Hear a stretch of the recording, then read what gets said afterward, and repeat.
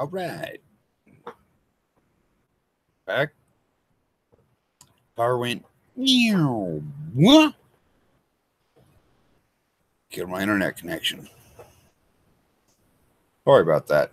Testicle difficulties. Well, technical difficulties, but testicle difficulties for the government, if they're the cause of it. Although I imagine it was the wind, because it's been really freaking windy out here today.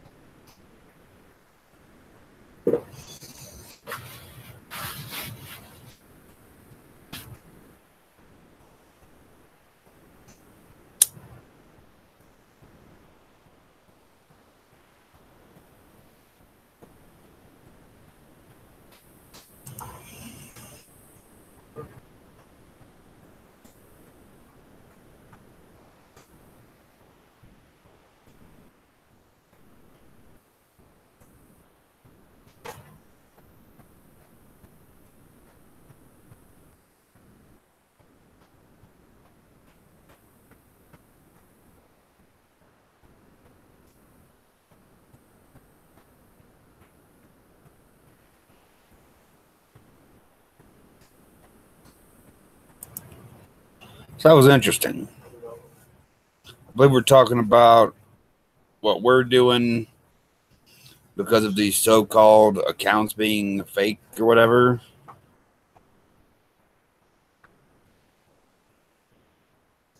Because we all really need to be able to use fiat at the moment, because that's the only form of monetization we have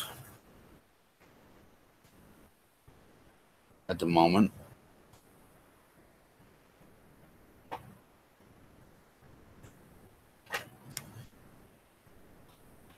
So we're kind of forced to use it right now.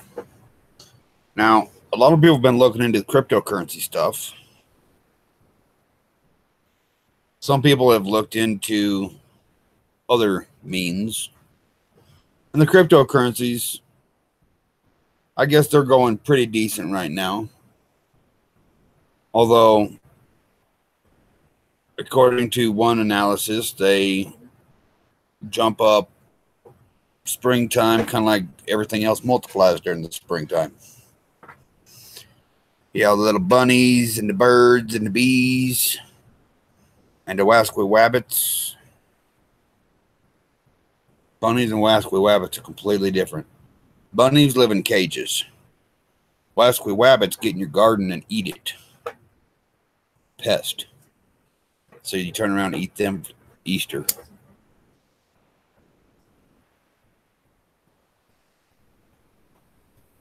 And there's nothing like feeding a rabbit to your kid for Easter and telling them, so how'd the Easter bunny taste? And getting their reaction.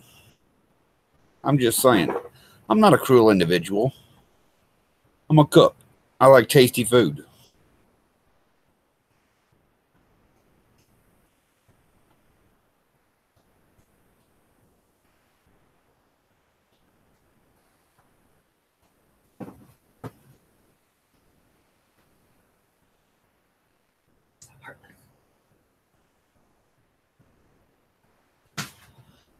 So, looking into Forex stuff, as that's a foreign exchange via currencies. There's also gold and silver that's traded through some of the exchanges, stocks, bonds, and all that. And I'm sure there's other stuff. Oil, all that good stuff. Well, if you follow any of the currencies and all, one thing you should realize is, you know, your cryptocurrencies and your Forex stuff, your foreign exchanges stuff, you can actually make all the trades yourself Whereas with the stock market, you must go through a broker to get your trades done and all that, as far as I understand. I haven't really looked into it for quite a while. But on the Forex side of the house, you will have a facilitator or a company that you have to trade through. So that may cut into some of your profit of trading. And, you know, that's all cool, fine, dandy, whatever. If you make some good trades, you can make some good money. If you make some shitty trades, well, obviously you're going to lose some money. Same with the cryptocurrencies. You can make good trades, you can make bad trades. Same like the stock market and all that. Only difference is you're really not going to see that much of a crash on the cryptocurrency market, other than whenever Bitcoin jumped to 20,000 per Bitcoin. And then it dropped all the way back down to 10,000 or less per Bitcoin. That made some billionaires turn into millionaires, and millionaires turn into thousandaires, if that's such a word. So,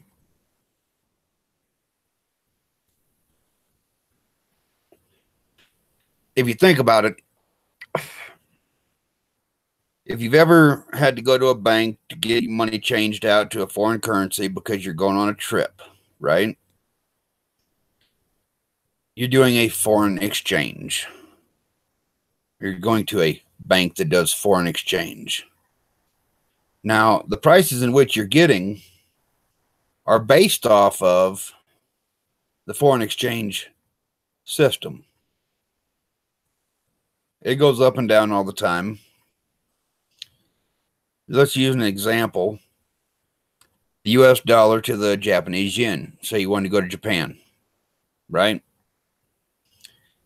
Well, whenever the $1 equals 106 point whatever yen, that seems like a pretty good trade, doesn't it? Although we all want more for our buck. We all want a bigger bang for our buck, right?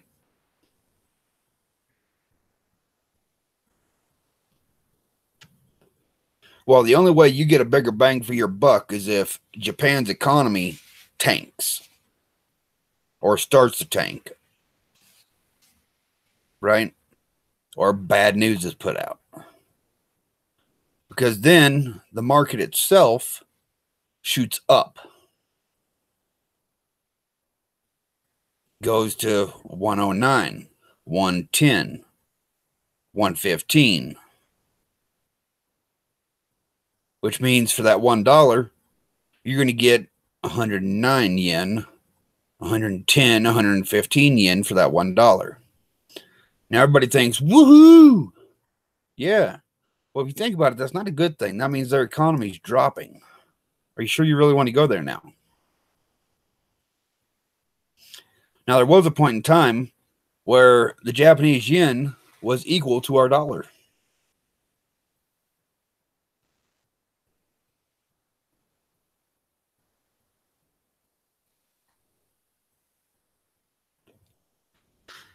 When that happened, they deserved it. And they did too. Because if you think about it now, our dollar is so piss poor in value.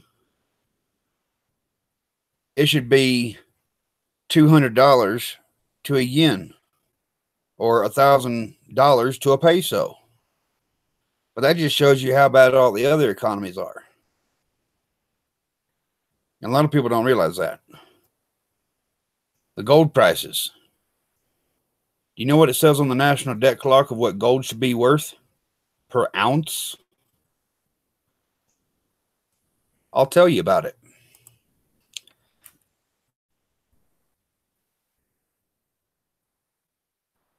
Pull up the prices right now. And I'll pull up the market value.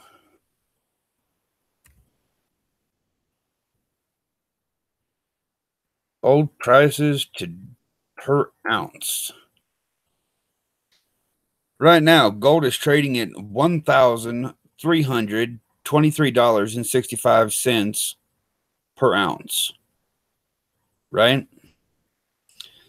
So now we'll look at the debt clock and see how much the U.S. has it listed for. And you're probably going to get a little upset that your gold is being traded, that you're selling gold for so low at $1,300 an ounce. Because the dollar to gold ratio right now is $4,938 per ounce. Do you see an issue there?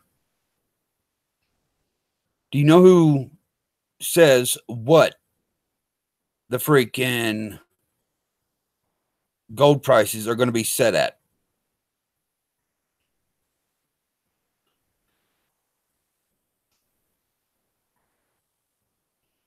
Oh, and here's a good one. What's the silver prices right now? If this don't piss you off, nothing will.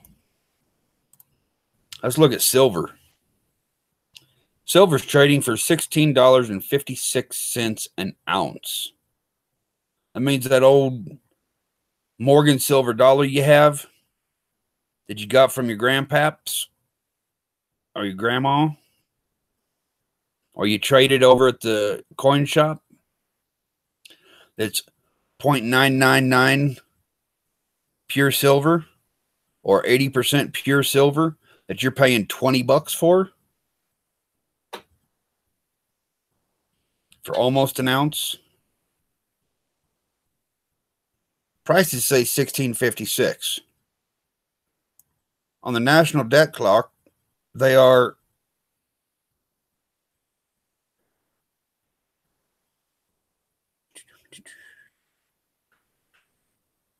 dollar to silver ratio now, $631 per ounce.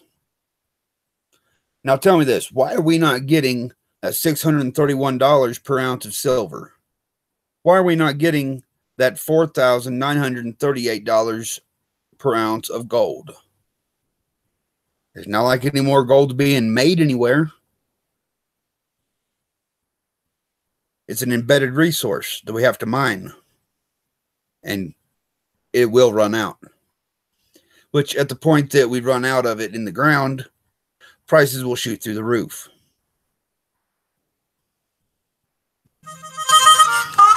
If you pay attention to where gold is used nowadays,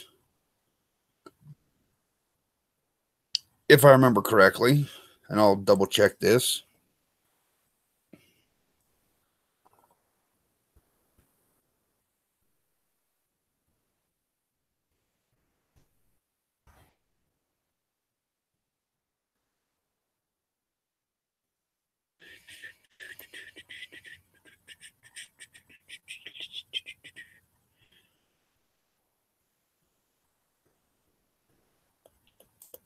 gold used for.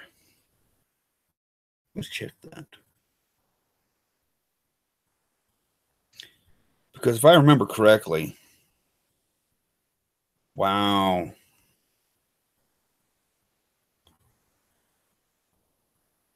This should piss all you off. Precious metal dealers. 9-carat gold per ounce. Well, let's do per troy ounce, since that's a standard unit of measurement. 360.76 euro per troy ounce of gold.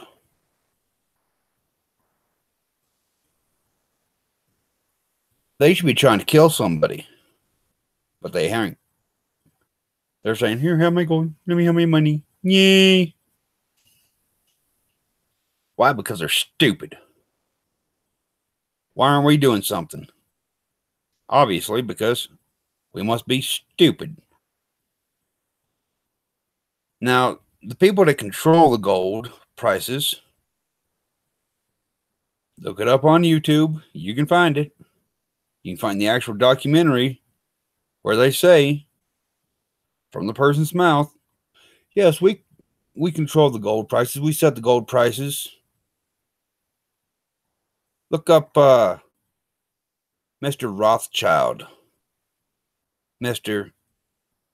Lord Jacob Rothschild, gold prices, and see what you can find on that. Do your due diligence. And then background search everything, i.e., doing your due diligence, right?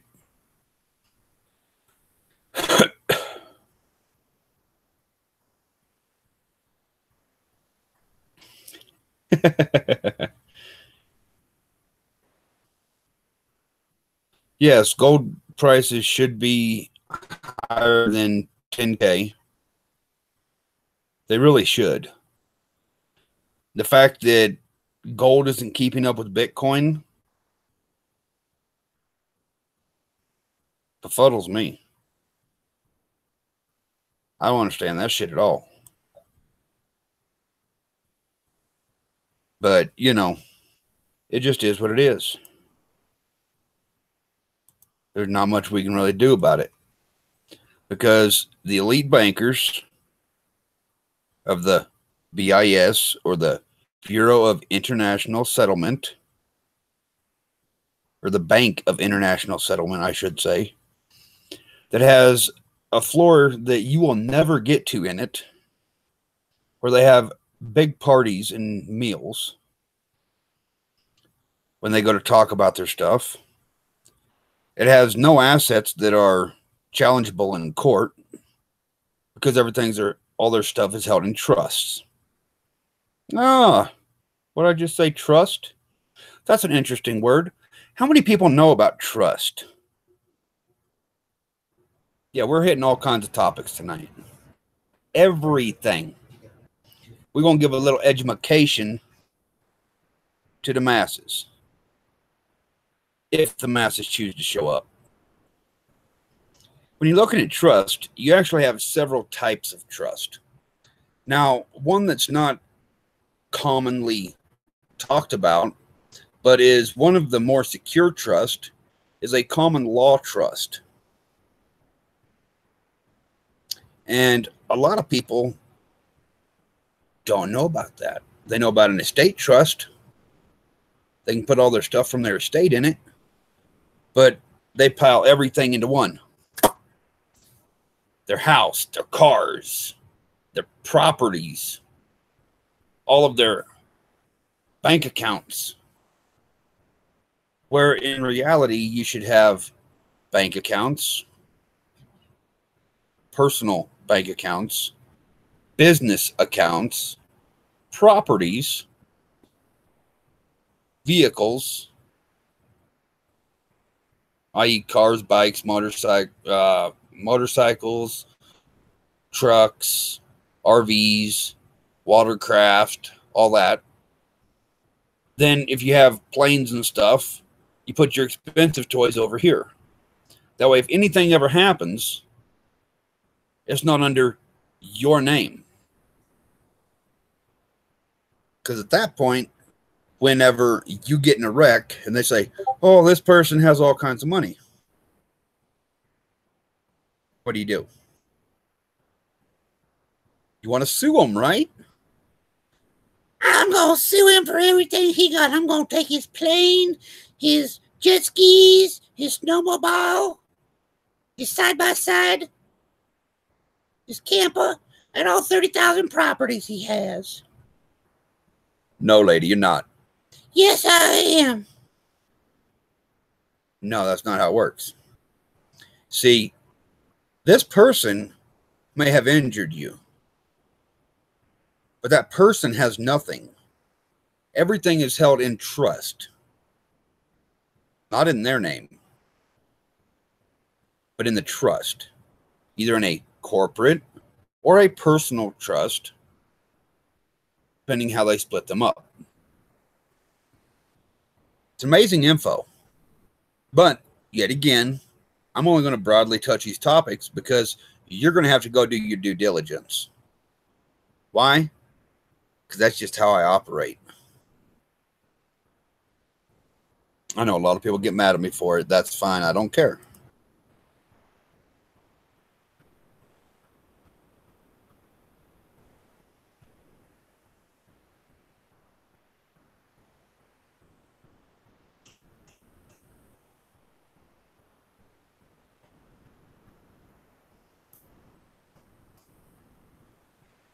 I'm kind of surprised I don't got anybody in here in my hangout with me to bounce ideas off of to talk about.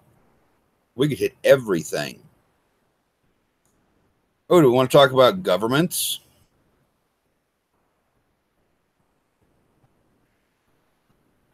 I got a real interesting thing about government or governments and treaties.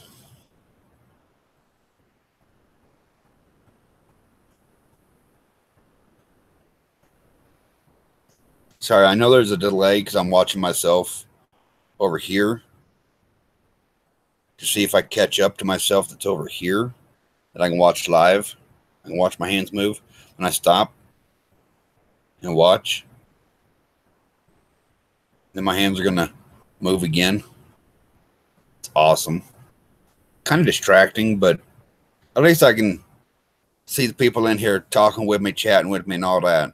Like Mr. Ekran said earlier, should be 10K plus maybe. Anonymous Unity Collective said that's my uncle, which was to Jacob Rothschild. But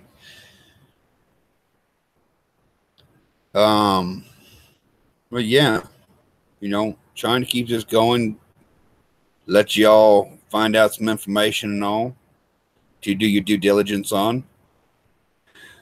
But shoot, I'm gonna get tired before anybody else gets on here, probably.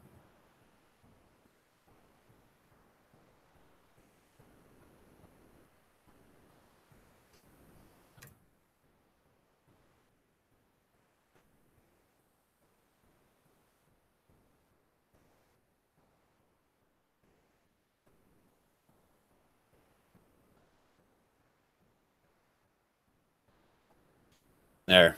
Send out the signal. Blink, blink, blink, blink, blink, blink, blink, blink. Bat signal. Yeah, there we go. Bat signal activated.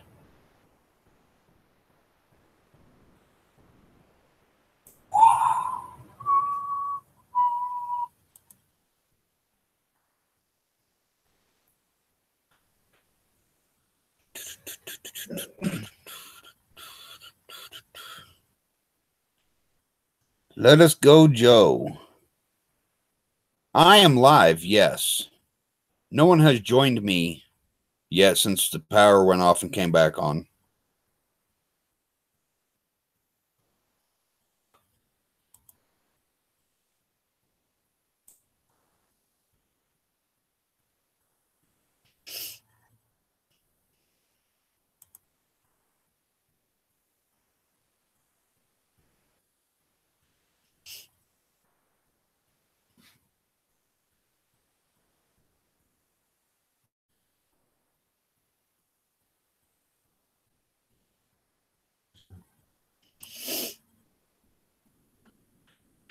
How are y'all doing tonight?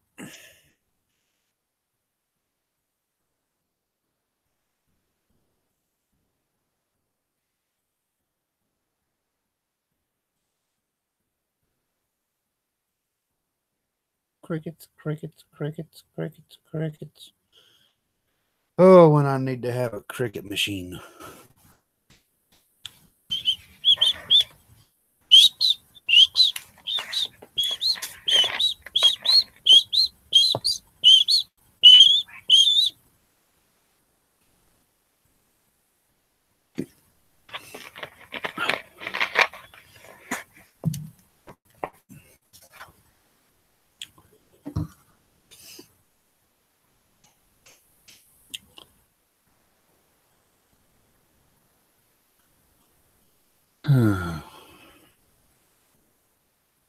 Oh, I can do screen share on here. Awesome sauce. Maybe I'll do that.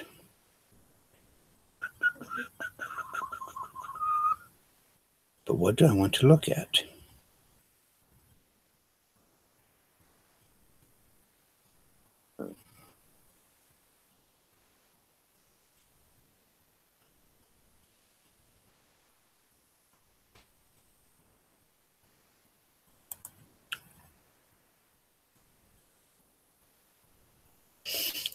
Don't drink what juice?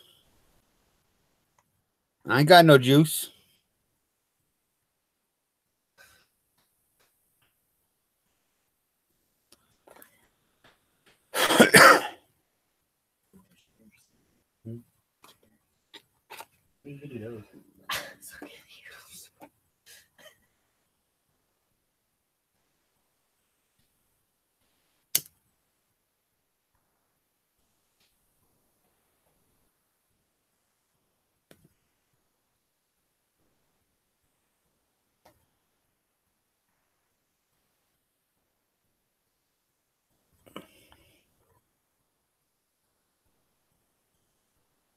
I'm just reading y'all's comments.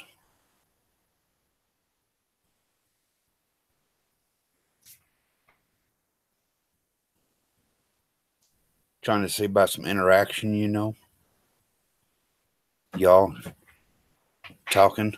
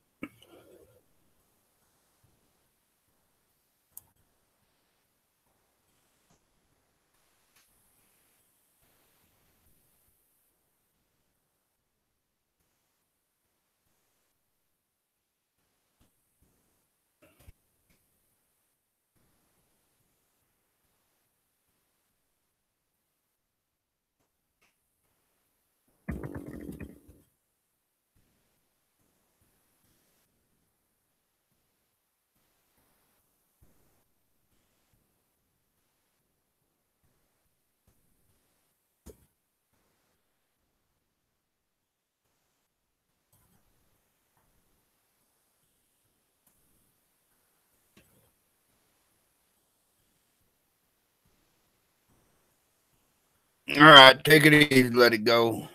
Or let us go, Joe.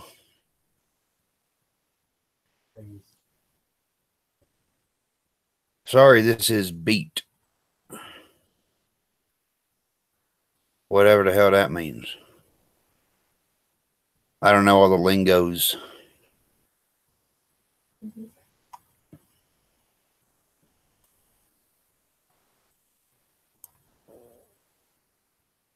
It sounds kind of whack.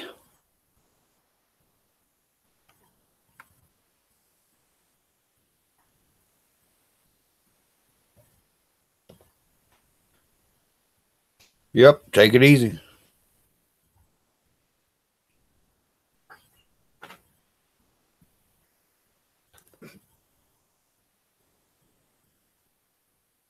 I wish my buddy Triple Moore was able to show up and chat it up. Old Jermaine Walker.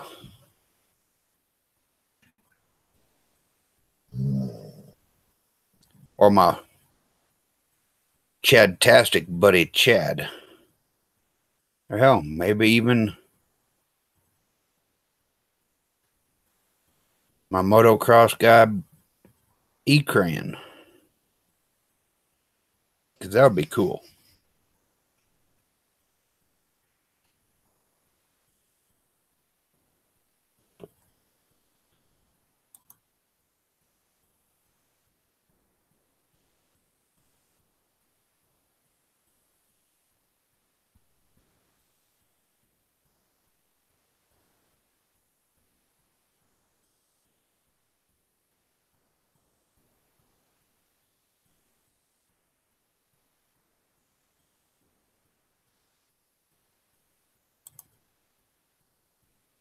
Yep.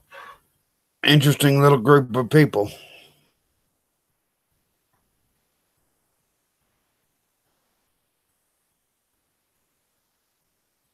Just some fellow content creators.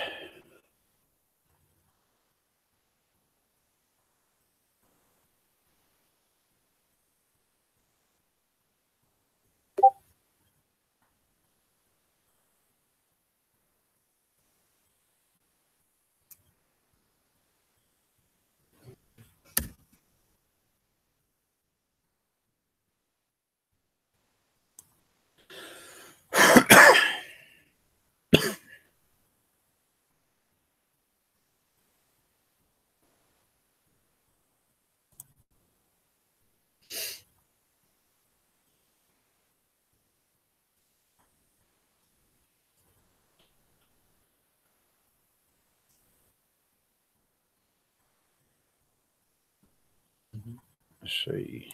Is the link still showing for people?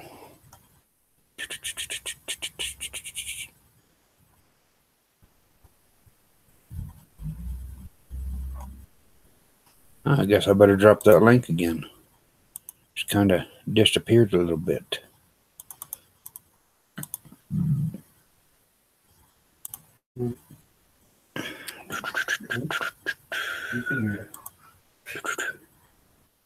They figure everything out.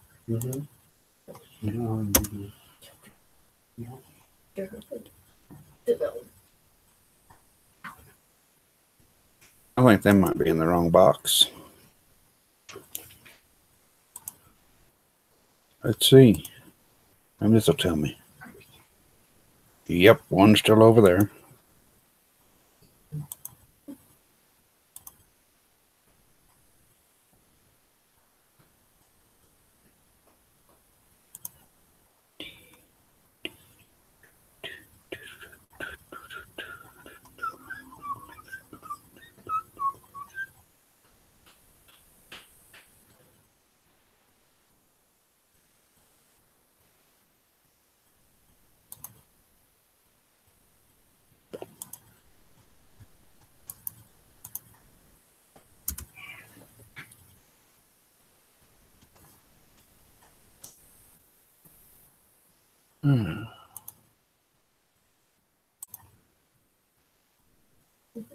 Where's all my homies?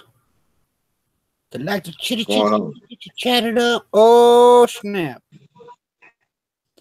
We got Chad-tastic in the house. What's going on? How's it going, Chad? Oh, it's all good. So you heard or listened to anything? We were still over. You hear anything I was talking about earlier? No, I missed it. I thought you was connected. I thought it all was connected. No, I didn't connect through the other area. Gotcha. Okay. Cool. Now the power went out and came back on whenever I was talking about the fake TDA accounts.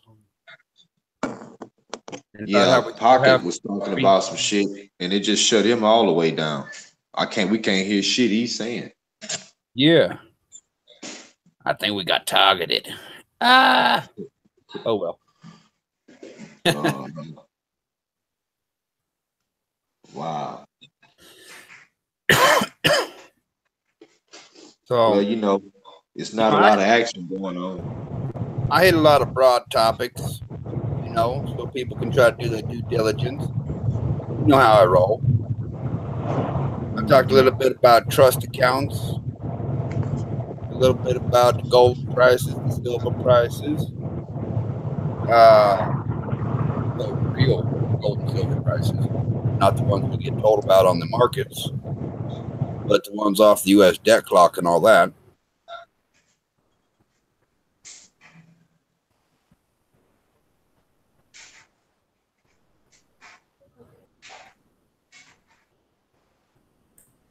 I hit all that stuff up.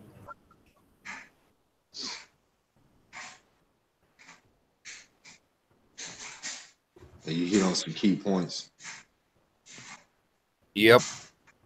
Making sure everybody gets a little bit and then does a due diligence. Because we can't give you everything, you know. Right.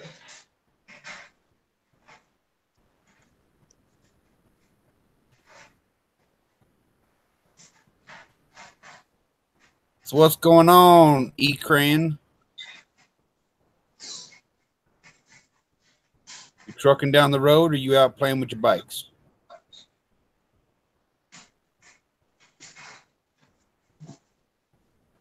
And if you're trying to talk, your mic is off. Yeah, I think he was in a bad spot. He's trying to pass through it. Ah, okay. Hey, I'm here. All right.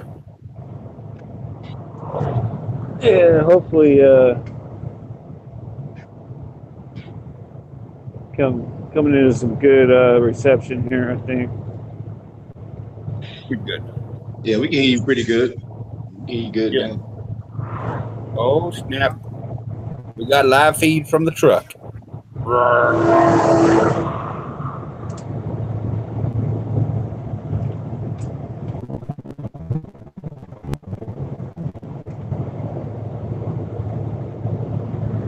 Got you up and rolling on the live stream. Going down the road. Oh, yeah, Trucking. that's nice. That's nice.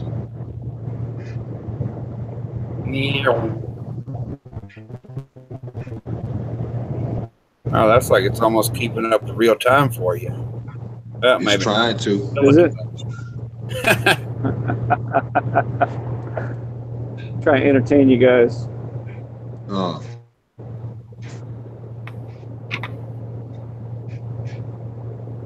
Yeah, you Yeah, rolling, bro. we got a, I'm guessing Mr. or Miss Let Us Go Joe over there, and Inga S. Are we on YouTube? Yeah, Oh, nice.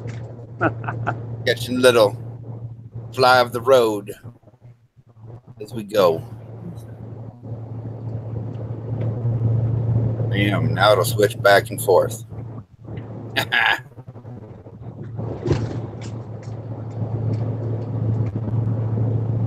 Yeah, you rolling, bro. Yup. Coming into town.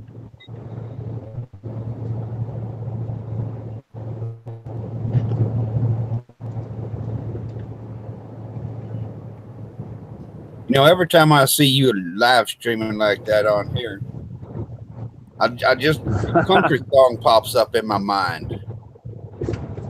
Yep, there's Peterbilt right there. Peterbilt. Down the road trying to loosen my load. I got several women on my mind. Oh, You know, we that have train. thing. We have train. Oh, snap. A little snappy. Train. You know, last time I heard about a train. No, I won't go there. That's just wrong. Lord, I do apologize. No, I don't think it's raining. It's not raining for you, is it? Just low lighting, pixelization. Right. Oh, no, it's not raining. It's just pixelization of going down the road. Yeah, it's the speed. You're trying to keep up with the speed. Yeah. I mean, if I was going that fast, it'd try to pixelate on me too. But I don't move that fast.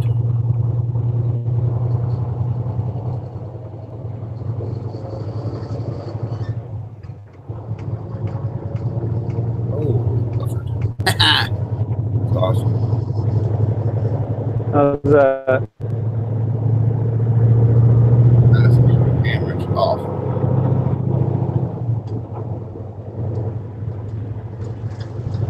That's okay. Oh, shit. I hear a blinker.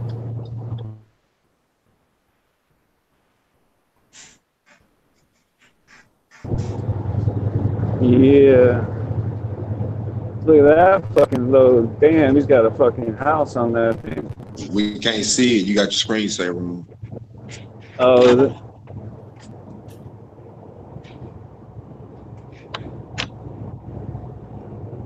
No, back to screensaver. There we go. How's that? There we go. We back in the game. Back down the road. We got Back eyes. in the game. Big Got green eyes. just to Man, roll. that's cool as shit, man. Heck yeah. You should have seen it the other night, Chad. We was down in San Francisco, going down Castro Street. We're down past Castro through the red light district.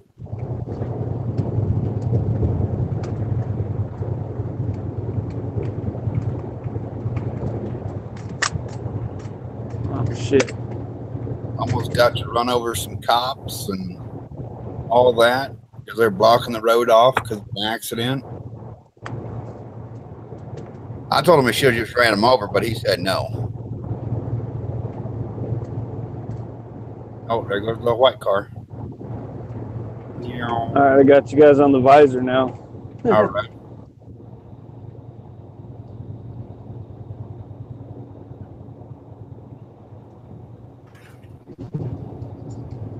Yeah, I just got it locked on your screen now. That just looks cool as hell rolling down the road talking about this stuff. Right. This goes to show you that we can multitask. Nobody ever has any time for anything. We make time. We make time. Exactly. Got to make time to do your due diligence and talk about the stuff you know and you've done your due diligence on. That's right. So I was talking a little bit earlier about crypto market, Forex, the stocks, and all that, all the different trading platforms. Right. Stuff.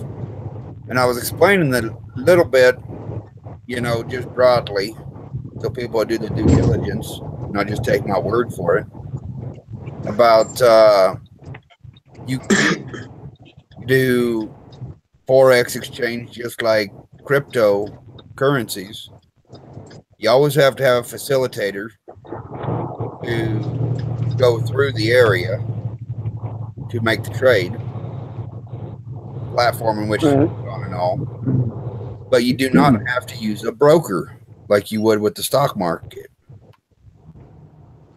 Right. Well, this scenery just kick ass. I'm just saying. Amazing. Oh, is that a Stupid 8 motel there? Yeah. Oh, I see the McDonald's. Don't go to the McDonald's or Taco Bell. Gut rot. This is fucking corporate fucking fast food death. A&W, KFC, Wendy's, Kentucky Fried Chicken. What? Yeah, yep. Kentucky Fried, A&W root beer, fucking. Oh, root beer up together. Chicken grease. God damn it! I don't care what they say.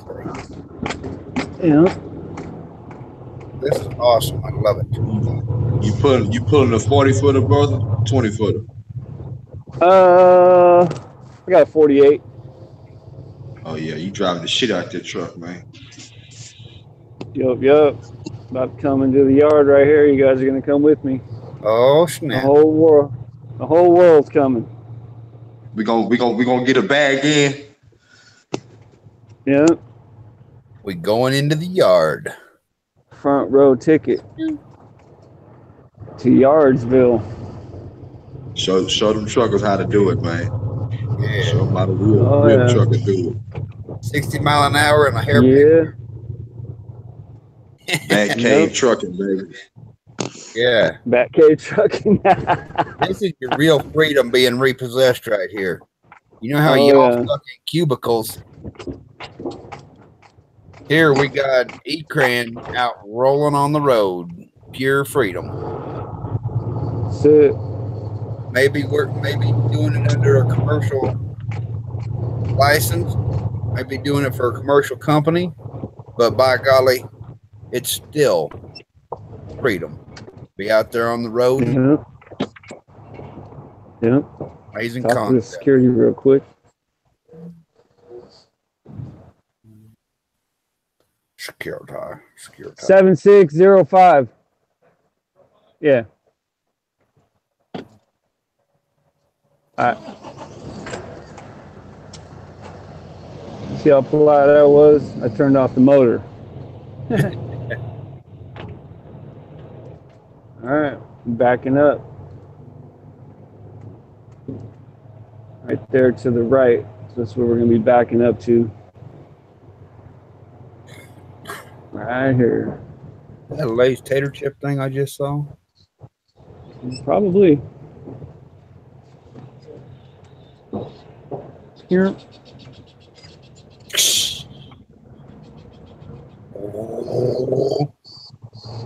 Backwards. Backwards, people, backwards. Beep, beep, beep, beep, beep, beep. I'm actually kind of surprised we don't hear that backup horn this time. Yeah, no backup on this one. Good. Cut them wires on the next one, too. Yeah, no. They are. That'd be nice. If you could only get away. Right. Them things is most annoying things ever.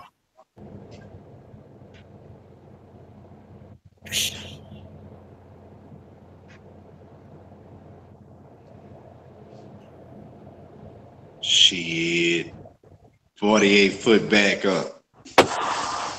Back cave trucking. Shit. There go the air brakes. Sorry, bro. We locked in place. Yep. One shot Johnny, baby, in the hole.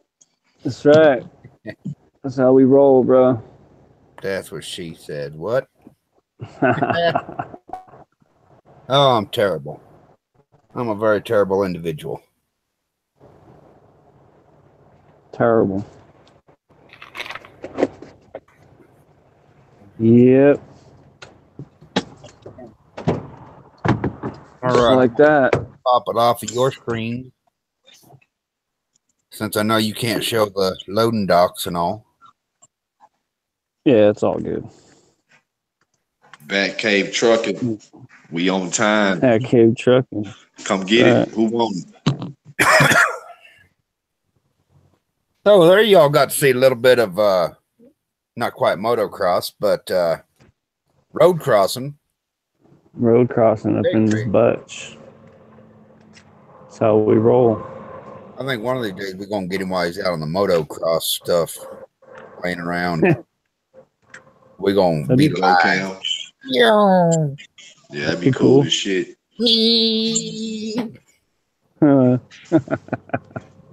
I'll do it.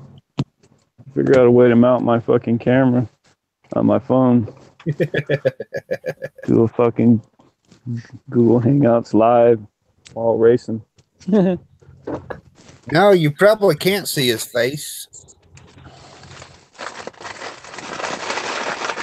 He doesn't really show his face that often. I've only got Chiefing. Hey, what up, Trip? What's going on, family? What up? It's all good, brother. Can you hear me? Yeah. Yep. Okay. I can see you too. Oh, there's the pocket. Pocket. Here I go. Pocket. Oh, Here you back. are. Chad did. What's happening? What's up, bro? Our buddy Chadtastic disappeared. I like that bandana. It's orange and festive. Yes. I'm from the Chula Vista Chit Kickers. I like it. Oh, okay. Yeah, hell yeah. That would, yeah, because it's space age. I like that. Space age pimping all the way.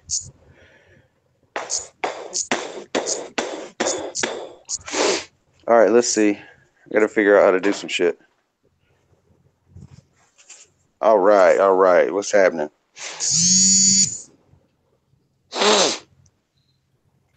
All right. Yeah, what happened to Chad? S. Hey man, what that doll head, that head behind you is crazy, dude. I love that shit.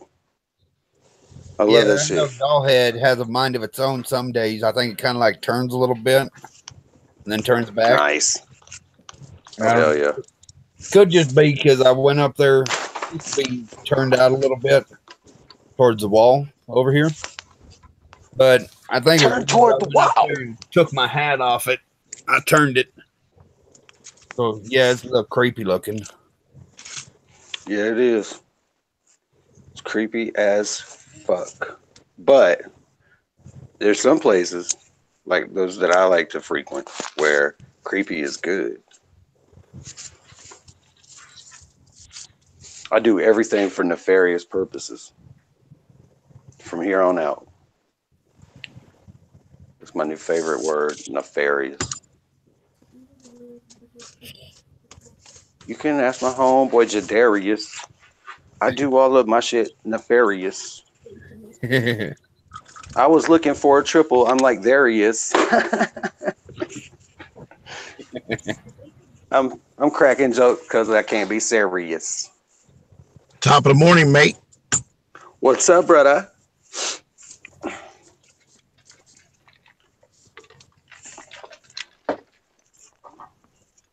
You on the plantation trip? Plantation with a baggie. Oh, snap. Oh, hell. That's right. You know how we do it. That's how we do, bro. You know it. Why is my mic so low? Is it low on your end? No, I can hear you. Nah, I hear you loud and clear. There we go. There we go. Now I just couldn't hear you guys good. Oh, okay. That's because I'm old and I had to turn it up. I know how that goes. I got your screen locked in now, Triple. You got my what? I got your screen locked in now. Okay. Live. Oh, there's Chad. Is that Chad? Who's that with that dope ass picture, man? I want that afro. Yeah, it's me. Hell yeah, I knew that was Chad. That's a dope ass fucking picture, dude. That's the only drawback to being white. If I get an afro like that, I'm gonna look like Ronald McDonald. Now remember, you're African American. Now you're African American. It turns out though, like, you know, Harvey was right about that. I am an African American because I'm white. But as it turns out, afros are actually more of a race thing than a nationality thing. Like, it's fucked up. It's really like some things like okay, so some things like that song Ebony and Ivory and afros really are about black and white. It has nothing to do about being an African American. And that's a disappointment. That's just another plot perpetrated by the man to try to keep a brother down, you know. You see? Pocket. Let me take myself over to Africa and chill. And what you think they're gonna be like? What's up, bro? No, you know what I think they're gonna be like. I think that they're gonna tell me just like my family did growing up. You from get your motherfucking else, boy. Hey, if I go to Africa, I'm gonna end up having to get a job with Akon, like putting up power lines. Hell yeah! And then I'll be the white slave, you know, like they ain't never seen an Irish slave before. Lurkers and pretenders. That's all they are, just pretenders, man. Hey, look, they do the same to me. They be like, "No, what the hell is all that?" That's my garage door. It's rough as fuck to close lately. I thought that was Ekran playing with trucks, man. Oh, yeah. It sounds like it. It sounds like it, don't it? It sounds like a damn 12-car pileup. Whoa! Son of a bitch, man. You ever hit your fingertips whenever your hands are cold? Not good. Oh, man. I started speaking in tongues, bro. Hey, so y'all see the you see the C. Smith canceled her page? No, I didn't see that. I saw y'all had some words in the chat earlier or something, didn't you? Well, I didn't know what was going on with that. I put some stuff in there, but that was after the fact. But I actually thought that she somebody was messing with her, and so I think some other people assumed who it was, but she's not about any kind of squabbling and whatnot, but it's just I don't know exactly who it was that provoked her like that, you know what I'm saying? And that's not a cool, I was trying to read it. That's too. Not a cool look. Yeah, I know, right? I was trying to read through it too because I didn't see where you had said anything to her, like accusing her of like whatever. But that video popped up this morning into my news feed just out of nowhere. I was like, "What the fuck?" So I got this, because I unsubscribed from Money Boy's YouTube, and then I think it was like, maybe last Thursday or Friday, I got a random notification that said, it was a recommendation. That's what it was. It was a recommendation, where it like shows up in your news feed. It'll show like recommended videos. And so it was a picture of the fucking courthouse or like the state attorney general in California or something. And Moneyboy was talking about getting his birth certificate, the apostille stamp on it, right? And I'm like, why the fuck would it just like all of a sudden suggest, that shit to me or whatever? And then today I got another one and it said Moneyboy Films, and then I forget what the name of the title was on the video, but whatever it was, I lurked on it.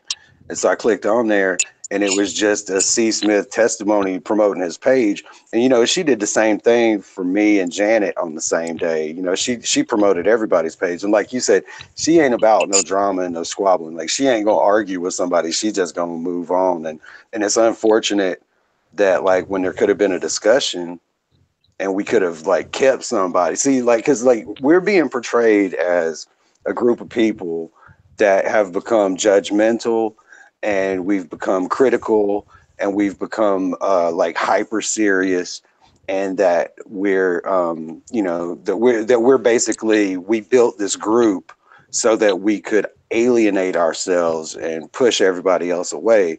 And they're presenting like these narratives where it's more than one person on YouTube doing this that are no longer in the Batcave, and they're promoting this narrative that like we do is we just built this big circle of friends so we can kick motherfuckers out for sport, and like man, come on, dude, like it's two people who've been at the center of a lot of it. Like I don't think you and I have ever done anything for any reason other than to look out for everybody else. Because it's a lot of people in there that might have been in there the whole time with us, but in the grand scheme of the subject matter we discussed, I mean, most of these people in here are new. You know what I mean? In one way or another, Mm-hmm. like we're within a year or so. And so you can't teach somebody, 7-8 years worth of fucking cyber espionage in 6 months' time. It just doesn't make sense. You can't catch everybody up with 3 or 4 YouTube videos. So if people like us aren't paying attention, then the people that we are our brother and sister's keeper. If we don't keep our brother and sister, then who the fuck's got them? The plantation, right? I mean, so we do what we have to do. We never tried to hurt nobody, man. Like never tried to alienate anybody else either. Everybody's always given a chance to be honest and to come forward and just say what it is and not be bullshitting. That bullshitting part was a choice made by other people. It was like, you make your choice, freedom, repossession, or bullshit. They chose bullshit. You know what I mean? Most people remove themselves. And for it to be a situation where once again, it could have been a discussion, could have been a heart-to-heart, could have been a misunderstanding cleared up, could have been some shit to figure out. Could have turned into the next mission that might actually matter, because you never know which ones are going to and which ones don't until one of them does and the rest of them before that didn't. You know what I mean? Like you learn that shit after the fact, So, I mean, it could have been a discussion that could have brought us closer to the intel that we need as to why it would have been posted that way on Moneyboy's channel, like why he dragged her into it out of the blue, right? We could have some kind of clarity, or at least be working toward figuring that aspect out, which is the only thing I feel like is relevant in all of it. But instead, we got somebody else who, because they don't argue or discuss things, remove themselves from, from the group. And that's just unfortunate, Well, what was interesting, Pocket, is the fact that, okay, so the video that Moneyboy put up, dealing with C. Smith was something that was put up months ago. So it wasn't anything relevant about right now. It was just him trying to gain relevancy again. And so, that right there to me was really odd on the way that he did that. You understand? And then put her in the mix. That's why I'm saying it's relevant. Yeah. See, that's what I'm saying. Like, that's why I'm saying it's relevant. Okay. Because, like, okay, like I'm just looking at a timeline because that's what I do. I mean, everybody's got one of these in my head. Everybody in this room talking to us right now. I've even got one of these dossiers I keep on myself, right? It's a timeline. I just pay attention to when shit happens, right? So, Right. like long and the short of it is, you know, we had that night where we had some problems with the way that Money Boy responded to some questions. He left port 880 open on his phone. All of a sudden, he was gone. I don't know how that happened. I just heard that port 880 was on his phone. About the time that I got tired of hearing him lie, all of a sudden he didn't have internet anymore. And I don't know how that happened. He might not have had the right color hat on when somebody else was wearing theirs. But either way, his internet connection disappears. And then, you know, Lord Scientist comes back in and he threatens you. And then because you kicked him off for talking shit about while me and Construct were talking, he like cut us off. And so he was gone all of a sudden. And then, you know, just like, I don't know, when my gray hat it fits perfect. It's never too tight. It's never too loose. I don't have to worry about it in the wind. I don't have to worry about it in the rain. It's just, even when it's not there, my thinking cap is just full of gray matter, right? And so Money Boy removed himself from the server, and then Ross Boss popped in a couple weeks after that and was lurking right in the rabbit hole, and somehow got boosted up to fucking freedom repossession, right? And so that night I had to leave the meeting, and he said goodbye to me, which is the only time Ross Boss ever said anything to me. He said he didn't know who I was, but goodbye or whatever. And I was like, yeah, whatever. And then the next thing I know, I come in the next day and everybody's like, yeah, he was over here trying to spy, trying to start some shit. So now it's about 3 weeks later. Now that was about three weeks ago. And then now, you know, Money Boy out of the blue pulls up a video that's from 4 or 5 months ago with C. Smith promoting him. For no reason. Because, like, okay, so you got to think this, okay? First of all, he didn't tag her. She's not into keywords. There's no reason why anybody who subscribed to her, like, let's say that one theory is he's trying to get more subscribers from her subscriber base, right? So if that were the case, then there would have to be some reason why playing that video would reach her subscribers. And so you either have to tag her in it, you have to drop her name in the fucking title, right? Like people did with Harvey, or, you know, physically go to every fucking one of her subscribers and make them damn watch the video. Because otherwise they're not subscribed to Money Boy, like, which is the theory as to why he's doing it in the first place. So why would they see some shit that he did, right? Like, so that theory goes out the window. That's not plausible, right? So it's not about getting her subscribers. So there has to be some other common thread. And as far as we know, and according to what I read in the thread from C. Smith earlier in the main chat, there's no connection other than freedom repossession between she and Money Boy. She didn't subscribe to his page before she met him in There With Us, and she had no interaction with him before or after making that video to promote him. And, you know, like right after that, you know, unfortunately, she said, I'm not discussing it anymore. Fucking, you know, we'll holler at you. And she disappeared. But, you know, like, if I were her, I would certainly be more curious as to why he just spontaneously brought her video up after 4 or 5 months. Because, I mean, you know, without a tag or anything, there's no reason why anybody that connects them either. So if everybody in freedom repossession unsubscribed from Money Boy, there's no reason why anybody in freedom repossession would have seen that he was talking shit about a family member, or he was trying to lurk on a family member, right? So yeah, because I'm just like, I'm Shun Tzu about all this shit, dude. Like, I mean, I've been a warrior for so long, I don't know what peacetime would feel like. You know, I'd probably start shit with myself in the mirror whenever I shaved if this whole thing was over tomorrow. You know, like, but, you know, and maybe then I'd have a worthy opponent, who knows? But at the same time, like, I'm looking at it from the perspective of, if I were in his shoes, why would I do it? If I was trying to provoke us into some beef, I would go grab one of our sisters. You know what I mean?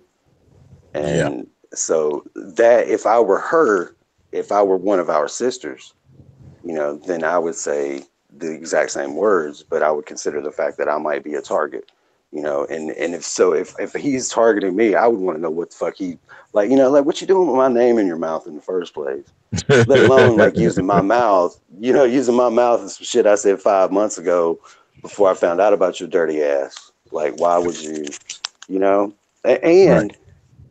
I'm equally curious as to why the shit pops up all of a sudden in my recommended video feed. You know, because I get weird shit as it pertains to us, bro. Like weird shit. Like I don't get your videos, and if Sarge, like I'm subscribed to Sarge, and I got the bell on. Like if you and Sarge do a community, like the two of you host a fucking hangout, just because they don't let me see yours, I don't get a notification for Sarge. But then I get the notification for Sarge like 3 hours later, and it just pop up. My phone will like ding, and it'll be like, Crazy Sergeant Robertson and Anonymous University Collective are live 3 hours ago. I'm like, what the fuck? That ain't like live, motherfucker.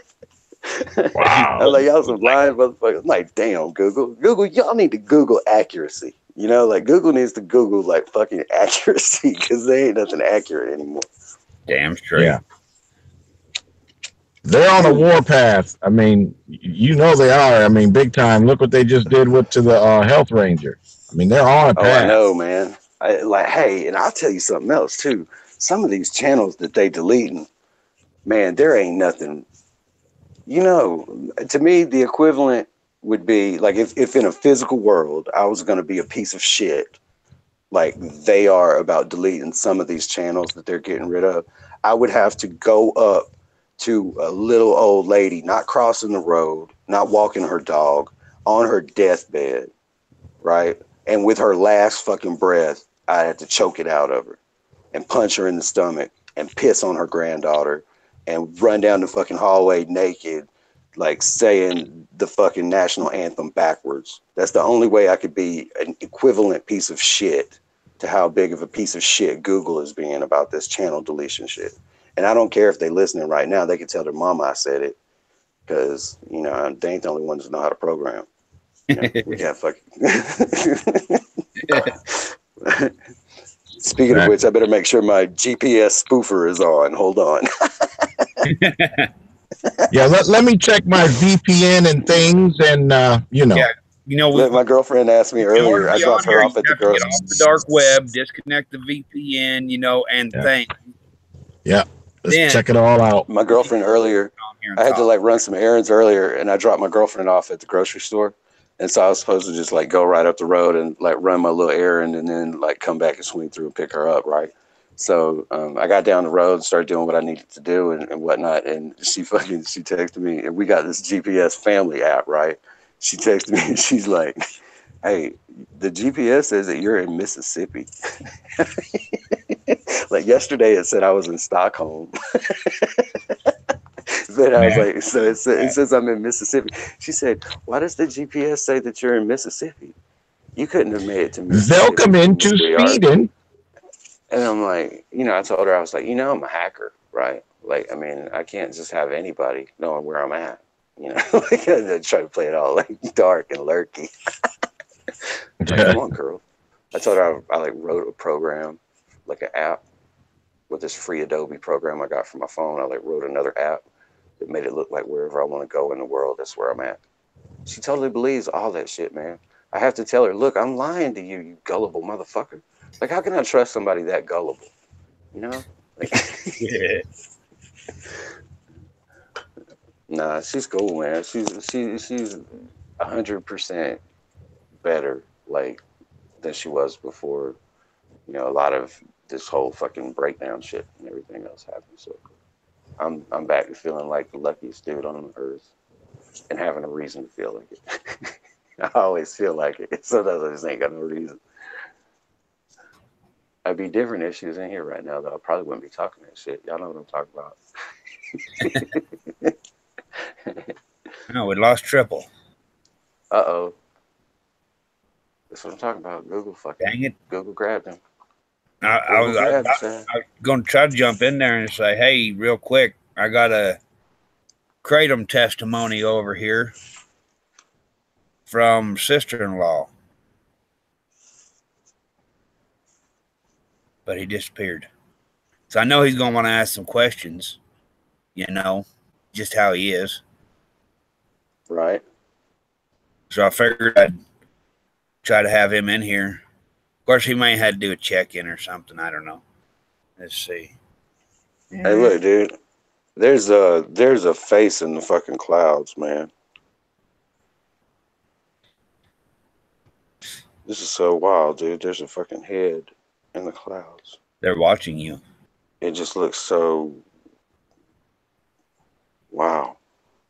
This is some cool shit, dude. Technology is fucking... I mean, you know what? Just another face in the cloud. Exactly. All in all, it's just another prick in the hall. Yep. Crandemonium. My ninja. Hidden agenda. I'm here with y'all. About to wrap this shit up. I like it when you're here. Sometimes I'm there. Fucking A, man. Sometimes I'm there. I couldn't have said it better myself. Who is Tether Hoochie? She just wants my car.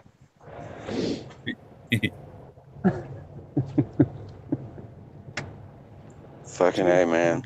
Tucci Moreno. That's what I call her. Now, don't forget, if you're going to Tucci it up, you got to bean it. Oh, yeah. That's right. If you're gonna be fair, just bean it, bean it, bean it, bean it. No one wants to UCC it. Damn right. Like, that's badass, dude. You even knew the next lyric. That's fucking awesome, man. You can sing along. It's the sing-along party. Totally. It's the sing-along party. Sarge, Ekran, Chad. What it do, brother? Goes back up. Triple. There's Triple. Okay. Hello. It's the TDA sing-along. Real quick before we get to the sing-along, I'm going to try to get the sister-in-law over here in front of the TV so I can twist the camera around, or the laptop around, because she fucked up her back pretty good because of her doggy yanking her off the top step and all. Okay. All right. So, according to... Oh, you got that paper in here? Oh, it's out in the car. Okay, well, no, that's okay. So, they prescribed her opioids. All right. Right? And I was like, no. No synthetic bullshit. No, 10% opiate or less to take care of this because it's a mild opiate. No. We ain't doing this bullshit. You're native. You like all natural. You're coming over to the house after we get done at this meeting. So she's been here ever since. All right. So after she dealt with some issues over the phone and all, I pulled out my red Mangda and shoveled her out, approximately 1.5, 2 grams worth. And I told her, okay, have you eaten anything today? She's like, no, not really. I had some chips and dip. I said, okay, eat some of your sandwich. Just have something in your stomach too. So don't all hit at once. It can slowly process through and all that. And made sure she had something kind of sweet to drink to get rid of the bitter taste, Yeah.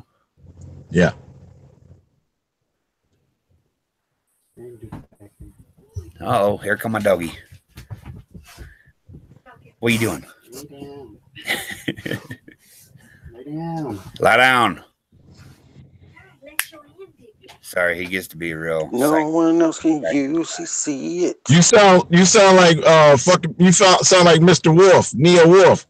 Come on, dogs. Hurry up. Let's go, dogs. Come on. So, who is Heather Tucci? They gave her Tucci. Basically Tylenol, codeine, and sulfa. What? Or no, my bad. Allergies.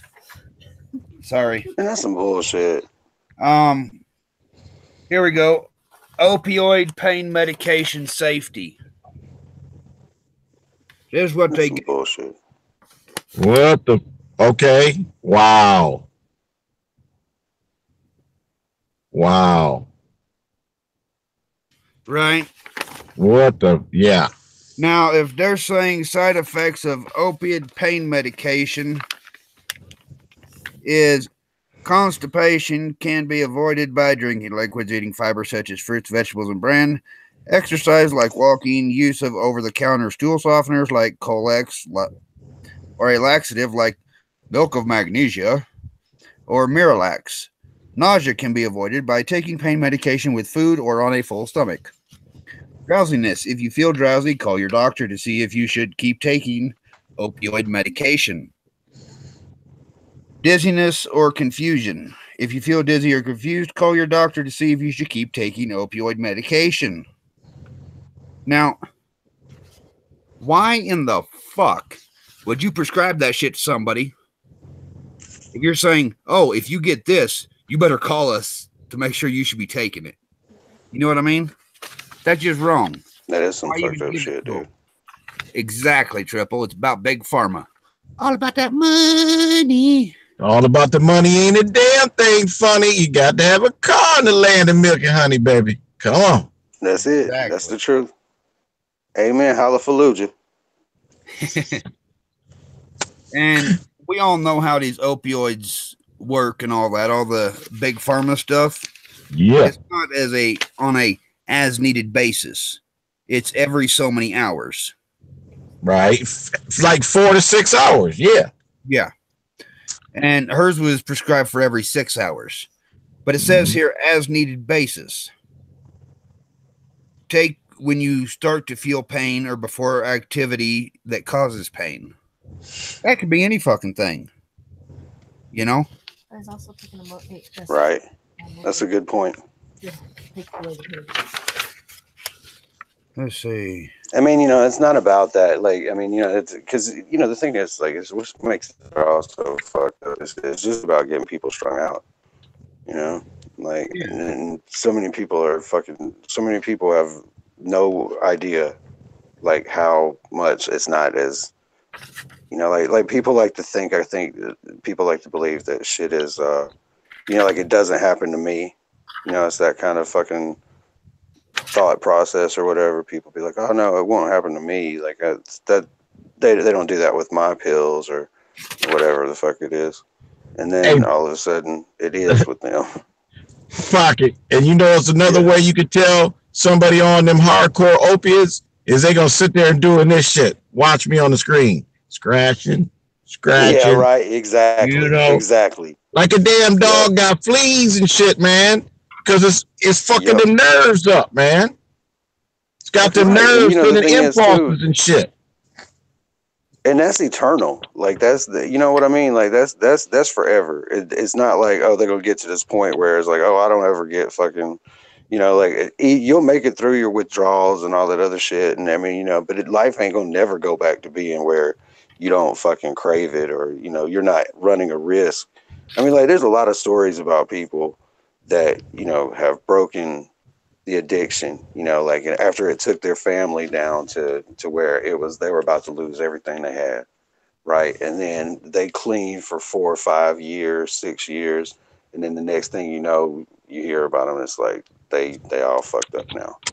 You know, they went to a party, they had a car accident, like whatever, something happened. And now they did it one time. They just couldn't turn it down. You know, somebody offered it to them. They just couldn't turn it down. Had a bad day at work one day. Then all of a sudden that man lost or that woman lost everything, lost their kids, lost their life, lost their spouse, lost everything because they weren't given a chance after all the shit they had done in the past. They couldn't fuck up even one time, and they knew that shit and still fucked it up. That ought to tell you something right there. That's not normal human behavior. You know, that's bigger than just, you know, a lot of this shit people want to like act like, oh, you know, it's cut and dried or it's understandable or they would do it differently. But you can't say that shit about fucking any kind of addiction. You know, you can't, like, it's you'll sell yourself short and you'll fuck yourself up if you know, you think like just because you went through something that seems like it might be the same, that, you know, like you got room to talk or you got a better understanding than you actually do. You know, like, because nothing is similar. Everybody's addiction is like whatever it is. You know, like let's say, you know, you might have been strung out on something before, and then you meet somebody else, and they got different body chemistry, different upbringing, different demons they're trying to satisfy with the same fucking elixir. You know what I mean? So like, just because you survive something, that doesn't mean that, you know, I mean, withdrawals might be the same, you know, like certain symptoms and whatnot might be the exact same for everybody. You're going to kick the sheets, you're going to sweat, you're going to have a fever, you're going to, you know, this and that.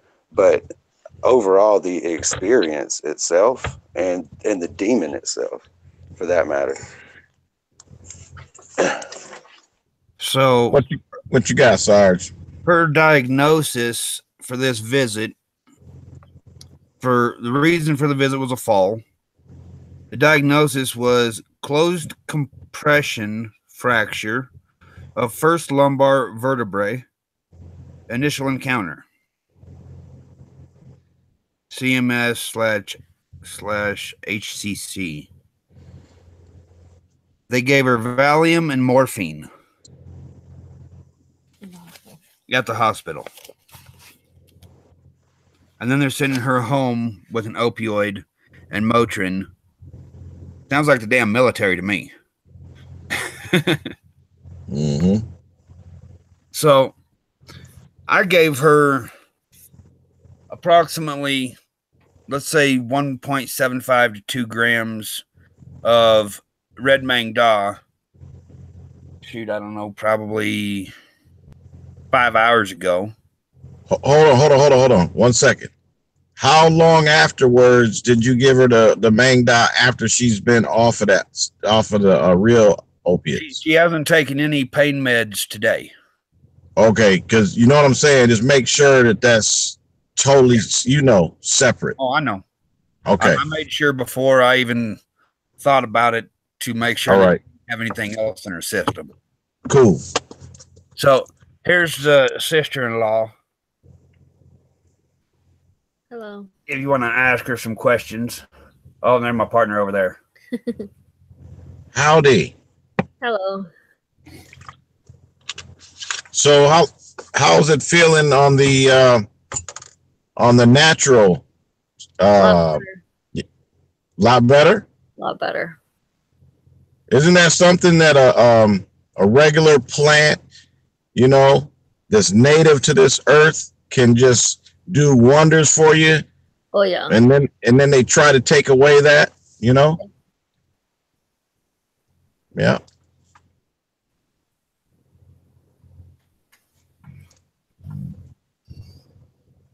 So what would you say your pain was up at the club on a pain scale of 1 through 10, 1 being the lowest, 10 being the highest? About a 9. Okay, after you took the kratom, and you know it's been like about 5 hours now, what would you say your pain level's at now? About a 4. That's pretty good.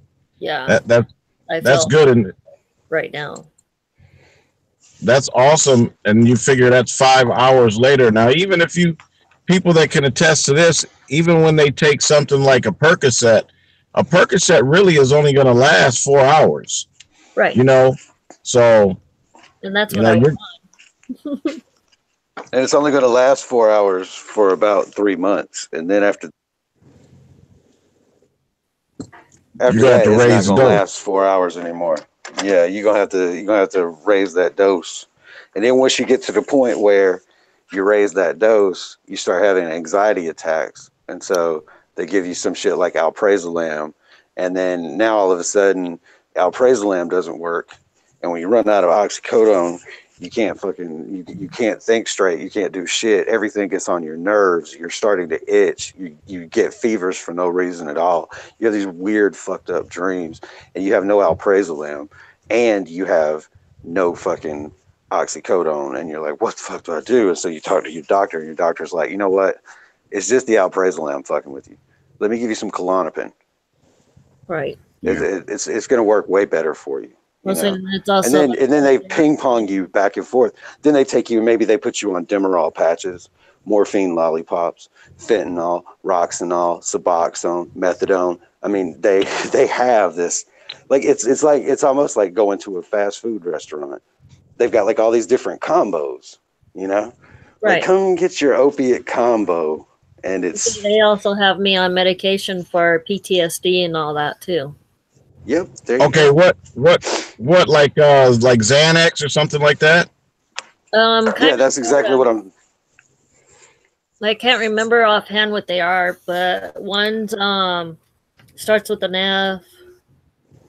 I can't remember it offhand, but I got all the information at my house with all the other medicines I'm on as well that they put me on, and I refuse. I really don't want to take them. Okay. Well, as Sarge shown you the petition to try to keep the Kratom going? No. Because I haven't tried to show her that yet. Her and my partner been listening to music, YouTubing it up and all that stuff. We're doing beadwork. We're doing beadwork. Oh, okay. they always off in their own La La Land whenever they over here. You know, hell yeah. It's another one of those days. Well, just be aware. Be aware they're trying to get rid of Kratom. I mean, they're attacking it on all fronts right now. So what we have now freely may be gone because in the name of Big Pharma says, okay, I'm going to lose. Basically, what's happening is Big Pharma is going to lose profits, right? And so they can't have that. So either A, they're going to come back and reformulate it and make something that they sponsor so that they can make a profit, or they're just going to completely get rid of it, aka like ephedra or ephedrine. If you know, that's back in the day. So just be aware that there's a battle going on right now. Yeah, and also, I mean, against anything homeopathic. I mean, like the current POTUS and his administration have declared war on anything that is homeopathic or indigenous. I mean, it's all, you know, like anything that's not protected by religion, and even that shit is pretty much up for being banned in our country, or at least heavily regulated, which means poisoned. You know. Well, you know how Uncle Eddie is medicine man and all that. If they knew he was medicine man and he was telling people natural ways of doing stuff and going out in public and speaking on it, that's one thing I'd rather do natural than. Well, you know, hey, you know, if you want to get his message erased, tell him to put it on YouTube. Like right now, it's open season on YouTube accounts, to tell the truth. Yep. But, all right. Yeah, I'll get her those links via Facebook. Yeah, let her tell as many, you know, of indigenous people that want to live natural, that want to go back to the original formulas, start spreading it. You know, the younger generation spreading this word, it'll help out tremendously. Yep. And like Pocket has said, and like you said, and I've said, it doesn't have to be about a Kratom thing. It has to be about sooner or later, if they see you smiling too much, okay, hey man, brother, you smiling too much, man. So we got to stop that smiling. You see what I'm saying? You smiling 50% more than everybody else. So quit smiling. You see what I'm saying? See my message. My message to everybody that I've brought it up to, like my message is kind of based off of that principle. You know, it's like, look, like, so the reason that you like, I get it if you don't want to try Kratom, if you don't care about Kratom, if you think that this is about Kratom, it's not about Kratom, right? But you should sign the Kratom petition. And the reason you should sign the Kratom petition is because that's one element of a big thing. We want to be able to keep lettuce and tomato and smiles and family values and freedom of choice and, you know, hell no, we won't go. And, you know, like we want to be able to keep this 100% of the small pie that we have. And if we let somebody take Kratom, then it's really at the point where we could just as easily lose every flower that doesn't bloom a certain color. Or, you know, I mean, we go into a straight dictatorship, communist fucking, you know, even worse than communist, socialist fucking, you know, system where, you know, free thought is punishable by death on sight.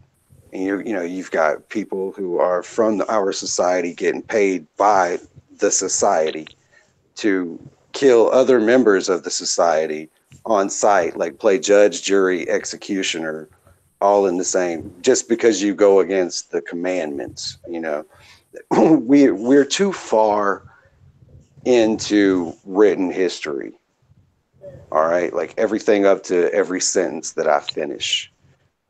Like, we are too far into written history to be this fucking stupid. We've already seen dictatorships in the past. We've already seen oligarchies in the past. We've already seen neo-communist regimes in the past. We've already seen other countries, you know, stage successfully coups that overthrow, you know, tyrannical dictators. There's no reason why we should be losing this battle to the extent that I should have to ask somebody to sign a fucking petition so that we could use a plant that people have been using much longer than our Bible has been recorded. Okay. And it absolutely disgusts me to have to ask somebody to do something against their own principles. But it's not about the Kratom petition. It's about the concept that I just explained. So if that resonates with you, then sign the Kratom petition. Right. And then you let me know whenever your fucking gluten free is on the chopping block, when your fucking South Beach diet is on the fucking chopping block, when your rights to choose what classes your kid takes in college disappears or it gets on the chopping block. You let me know. And if you sign this Kratom thing for me in the future, when your butt hurt gets triggered, then I will sign your petition too, because it's about all of us. Like I want you to have freedom to do everything that you could possibly have. I'm going to pray for you because the world might need you. And that's the kind of motherfucker I am. But at the end of the day, it's just like the beginning of the day. I recognize that if I want to do whatever the fuck I want to do, I got to be okay with you doing whatever the fuck you want to do. I lurk a lot less. I don't, you know, fucking go around and put my nose where it doesn't belong. And honest men are honest men. That's the country I'm trying to get us to be in. And, you know, everything I do is motivated for that direction. Like, you know, like, so don't think it's just like, oh, I want to fucking get me some like plant that fucking makes me fucked up so I don't have to deal with my problems. And I'm like a statistic that you learned on a fucking after school video. Like, you know, you can get the fuck out of my face with that shit. Like, that's just, you know, you should know I'm smarter than that. Like, people. And do you know what's sad, brother? You know what's sad, and I want you to check this out a little bit. If you look at some of the content creators that were pro Kratom from, let's say, 2016. All the way up until Mr. Scott Gottlieb made his stand, okay, which was about approximately a month and a half ago. Now, the problem is this. You have some of these guys that did a lot of content about Kratom. They were always upbeat about it. They were always, you know, spreading the good word about it. And then very curiously, 2 or 3 of them right around the same time that Mr. Scott Gottlieb gets on the scene and starts saying, oh, well, we've got 36 deaths that's associated with kratom, and then the second stage was salmonella. Now you have 2 or 3 content creators that all of a sudden flip switch and start talking about, well, there's withdrawals that's dealing with kratom, and you know, it's like, oh, okay, all of a sudden the FDA has infiltrated YouTube, has infiltrated the kratom community, and you can see it. Well, you know, my grandfather would have said in that situation, he was such a gangster at heart, and he always had these like really, really cool ways of like expressing things to me, because he knew what kind of lifestyle I had and where I was living and like what was going on in my life. He always had this way of saying shit to like grip me and get my attention. But in that situation, what my grandfather would say is he'd be like, well, all right, so here's your problem. You've got some people that were for something, and then all of a sudden the government turned against it, and a lot of people who were advocating it disappeared. But now there are some people that are still around, and they were advocating it, and now they have changed the script and they're going along with the propaganda. It seems like to me, like what your problem is that you are finding out what the market value is for content creators. And you find out that maybe some of the people you looked up to were for sale, and you didn't have enough to buy the truth, right? So when that shit happens, you know, I mean, and there's been a few people that, you know, since June, July, August of last year, I've seen, you know, so many people. I mean, how many people do you think at one point in time put the words Harvey Dent in the title of their YouTube video, right? I mean, for one person's account to be mentioned that much, and for him to be having a hard time booking people to fucking get their car detailed, that is amazing to me. You know, I mean, like, there's this 5 confirmed appointments, and he can't. That's not even enough to really leave and get started on doing what he should be reaching. Thousands of people at least that want to pay $50 and get their fucking car vacuum cleaned so they can talk to Harvey motherfucking Dent, right? Like, but all of a sudden, when the analytics change and everything gets fucked up, and it doesn't appear that, you know, Harvey was for sale at any point, all of a sudden, everybody who sticks to their guns has fewer viewers, fewer subscribers, fucked up analytics. They changed the schematics for monetizing things, right? We beat the system. We break the algorithm, split things up, fake things out, you know, we do the rope-a-dope on them. Then all of a sudden, to combat whatever way we found to hack the system and still communicate with each other, you know, they want to go and change the monetization. And so now it takes 1 million views to earn $1,000. I mean, 1 million views for your average person is tough to get, but you'd be surprised probably how easily you could get 1 million views if Google wasn't fucking with the damn analytics, so you knew how many motherfuckers actually watched the shit and versus what they want to tell you. And right. and if you believe, I mean, you know, another thing my grandfather used to say too, I mean, especially like on that market value of what your friends are worth thing, like my philosophy has always been like, you need to, like, you know, it's all about integrity, right? Like, so like if you know, like, for instance, like, I mean, you know that it's a snake when you picked it up. You know what I mean? When a snake bites you, don't be like, what the fuck did you bite me for? That's some stupid, retarded, redactive shit. You know, if your kids ought to have less chromosomes if you get bitten by a fucking snake, and whether you tried to save its life or not, and you look at it like, what the fuck did you bite me for? I'm a motherfucking snake. That's what I do. That's kind of my thing. I'm a fucking snake, right? Like, so if you know that Google and YouTube are some lying ass, shady ass fucking people, and everybody there has no integrity because, you know, every person that they hire to censor a statement on the internet, that is one person in life on a karmic, universal level, on a hermetic level. That is one person that is choosing to censor or silence another person as equals, because we're all equals. Nobody is greater than, nobody is less than. So people are equals. So somebody decides in a free universe that one person's voice should not be heard. That's a big fucking deal. And if you don't get that, if you're so fucking brainwashed that you would be one of those 10,000 people that, you know, or probably hundreds of thousands of people that work for the other versions of Google's main surveillance team, like the NSA, the CIA, the FBI, HSO, basically anything with the fucking alphabet.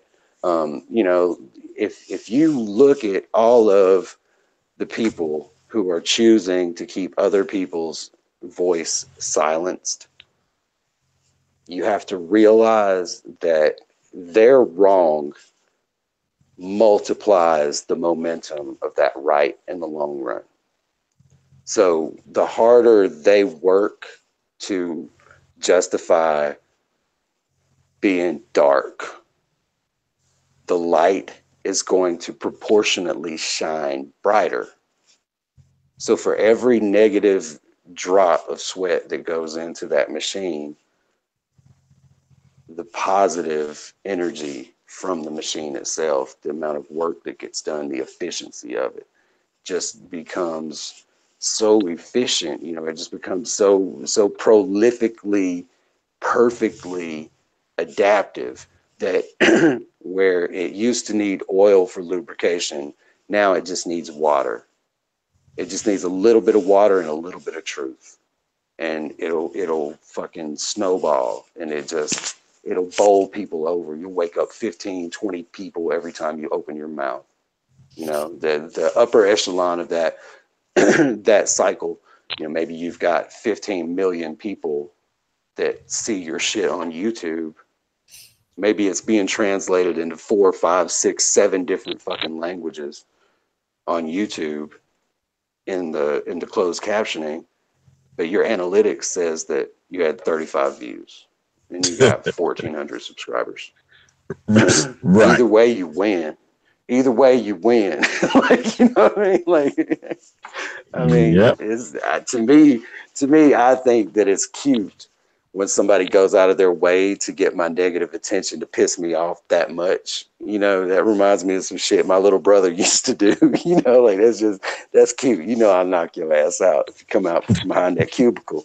I like, just me and Cubicle, I will put you under your cubicle. Like, them censoring my shit on YouTube. But yep. they a bunch of keyboard cowboys. You know, man. Let them fuck around. Let them play. That's why I'm about to go. I'm going public with this meme and saying what I mean, dude. I'm going back to my roots. I'm going back to being a guerrilla ass fucking street artist. And I've almost got all my shit in line so that I can open up my fucking t-shirt store. And I'm so glad that I didn't half-ass it and just do some Spreadshirt or some fucking other fucking shit. Like, I'm so glad that I decided just to actually be legit about it. Because right now, I could have people like, you know, people who are in the move but don't know what it meant. Like, I could have them pirating my fucking artwork and have Spreadshirt and all these other fucking companies that are actually owned by Google. Like, I have all these other fucking companies like making money off of the family, you know, off the shit that we talk about. And I'm like, I'll be damned if I'm gonna help them make a dime off of it.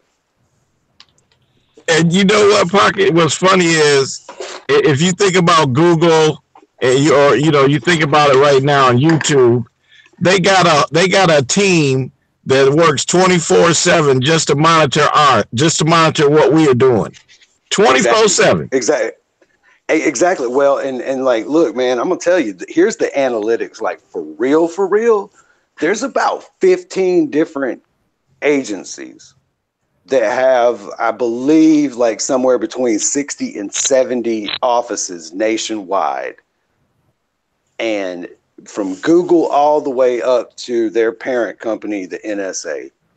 And like all the way back up to the NSA, it's like 70 something places in this country right now where there are maybe 10 people that are listening to like every phone call we had last week.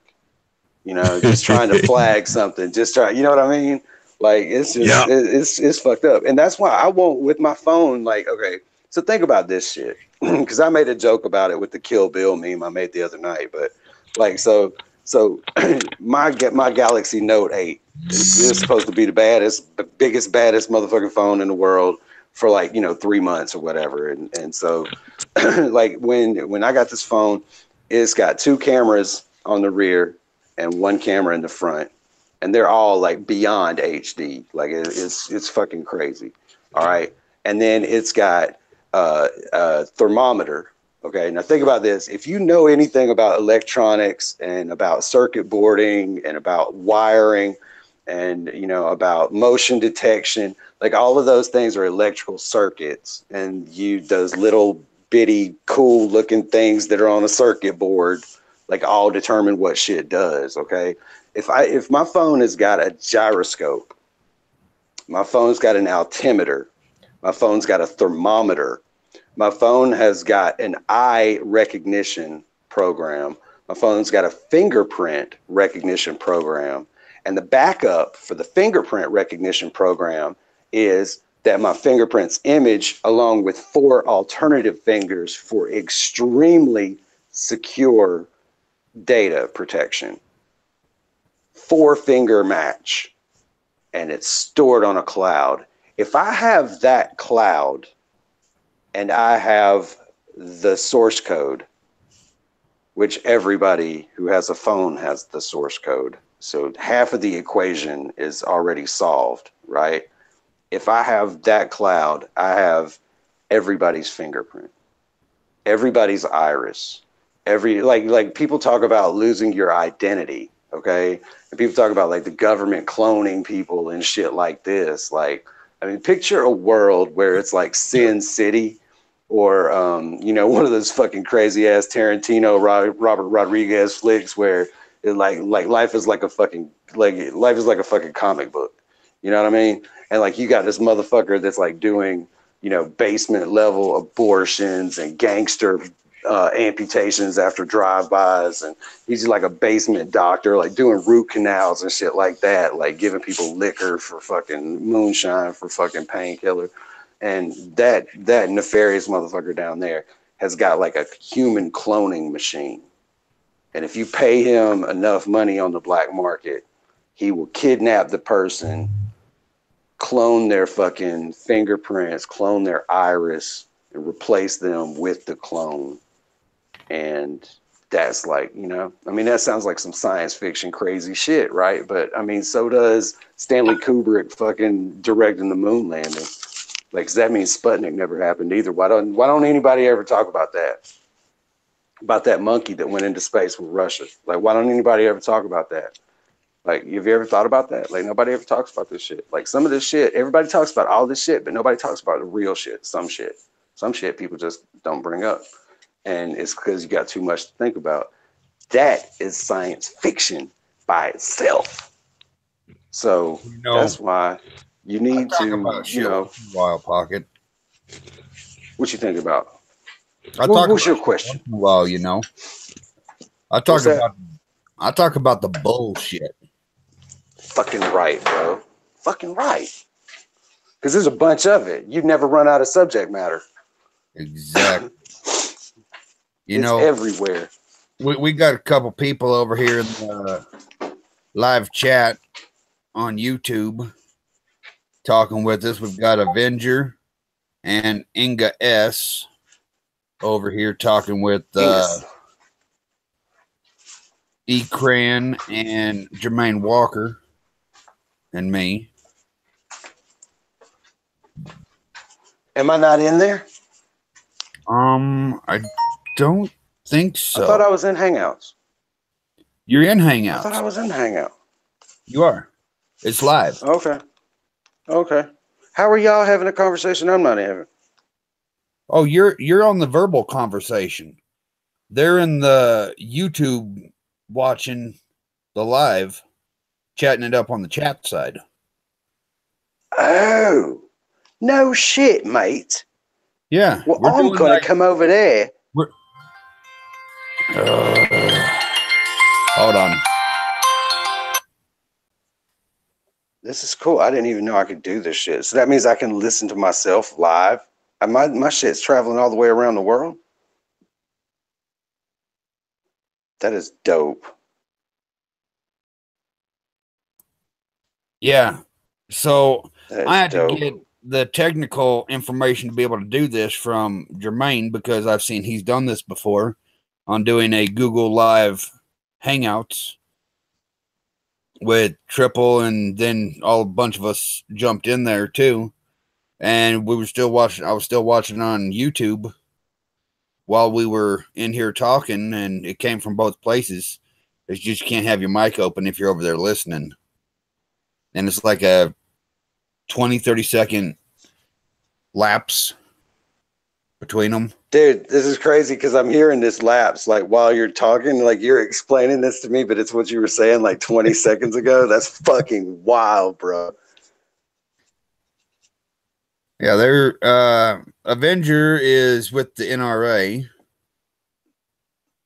and is tired of the gun ban stuff. Holy shit, dude. That's cool as hell, you know, because I'm all about, if they want to ban guns, they got to ban guns world fucking wide. Military, police, everything. Wait, the NRA. You know? Fucking right. Like, is that, I thought the NRA was ninjas, robots, and anarchists. Yeah. You know. Depends on the abbreviation you use. You know? Oh, that's all cool, Avengers. That's fine. We welcome everybody. Members, high ups, low downs, people that ain't even a member of anything, you know? Because if you're in here, you could be a member of right. This is the island of misfit toys. And some people say unconditional love. I say tough love. You know? We got to show everybody however we care to show it, you know? Because if we don't show it, then wow, this is crazy. They're all going to be like, oh, well, you know, you're not showing unconditional love. Well, I'm not showing unconditional love. I show no bullshit, and you're good to go. You start going crazy. I don't know which one I'm actually talking to.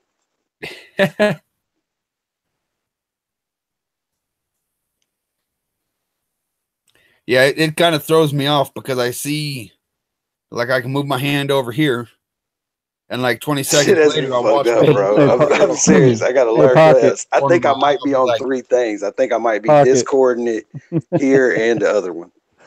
This shit is great, y'all. You can turn the media down while you're watching YouTube, and you can hear it. Yeah. Well played. That way. Well played, cowboy. Yes, fucking A. Right. Hell yeah. Yeah. Look, now I'm pressing the wrong buttons to do that shit too. Like, this shit got me frazzled, cuz.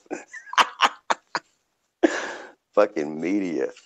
There we go. All right, cool. Avenger says they are a ex-Israel soldier, a naturalized American. I feel naked without a gun. Hey, that's a good thing. Hey, you know, having a weapon on it takes all kinds of people, man. But I mean, I shouldn't say a weapon, because it's not a weapon until it's used as a weapon. Because otherwise, it's a tool. Weapon is, yeah, exactly. Weapon has nothing to do with the tool. Weapon is based on the intent. Exactly. I mean, you know, anything. Words are a weapon. I went over. It's what your intentions are. I went over this shit the other day. Have you never ever noticed that they're trying to give us less and less pins to be able to use for stuff? Oh, hell yeah. Coolness. Because it used to be you could pop a pen apart, no problem. Use it for anything. Nowadays, you got these ones with a stylus on the end of them that look like a damn eraser, and I try to use it as an eraser. Then now that's a stylus. Oh, well, fuck, I didn't know. You know, another thing too, you know, like, so, you know, I know people, because I've worked in metallurgy for years between automotive and aerospace. And like I still got friends that are kind of in the industry and stuff, and some of them are like crazy tinfoil hat wearing motherfuckers. They're so cool. They are so accurate about everything that they say. And but like, so there's some things that you may not know, but statistics exist for, right? Like for instance, because you brought up pins. So do you know what zebra pins are? They look like they're stainless, and they're like click pins. You get like a pen and a lead pencil. It's really cool. All right, so what, like a little known fact is zebra pins make the best Coke straws, apparently, statistically. and so no shit, the company that makes zebra pins, if you look at the inside of it now, if you look at the inside of a zebra pen versus like an older one, you know, which you may or may not have an older one laying around. But when I say older, I mean, 8-10 years ago is when he said this to me. So anyway, it was like under the first Obama administration. There are things that we treat like stainless steel and surgical steel and, just anti-rust, anti-corrosive elements that we add to consumer products that may or may not be transferable, like after they've been treated. But you don't go taking apart batteries, if you read the labels and shit like that, I mean, there again, it's only a tool if it's intended to be a weapon. It's kind of like the government approach to it. But anyway, so on that, like zebra pins, like there's a chemical like that it won't dilute.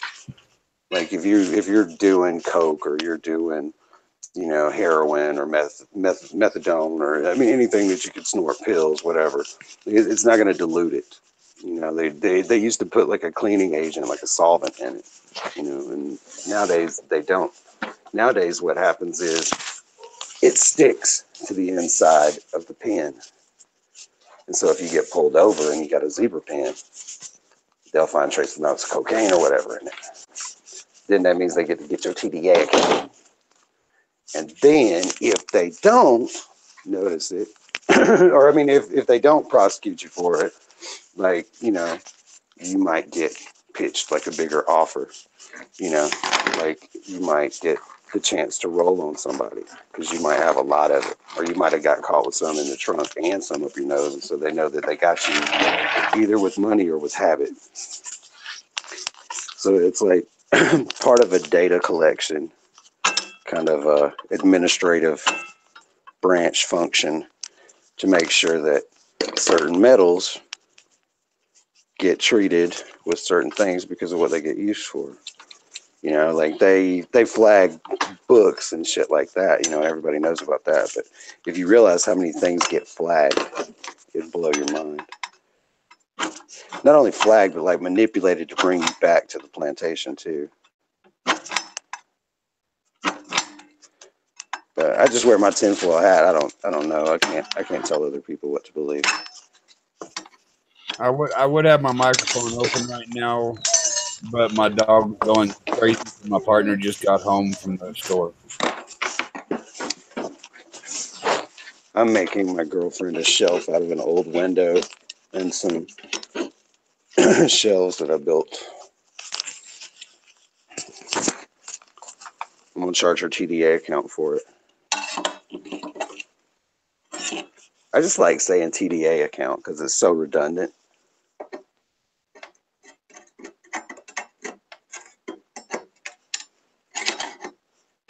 Wallabies.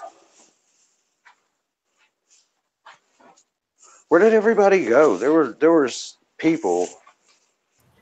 I feel like when I come around, people go away. Over in the chat over there. I'm here. What up, brother? Chat, I'm not sure. He might I got a link. fall asleep on us. I don't know. Yeah, JW, he'll be falling asleep here in a little bit. Yeah, Huggy Bear always falls asleep on me.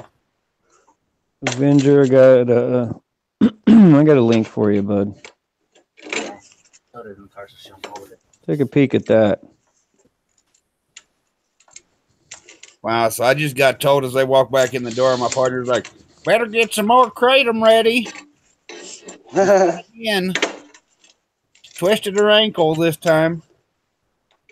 That's what we have to do in Georgia. Like Kratom that's what we do if we can't, if we can't house train our dogs. We have to Kratom. Wow. That's a true story. I crated a dog last week. Ouch, motherfucker.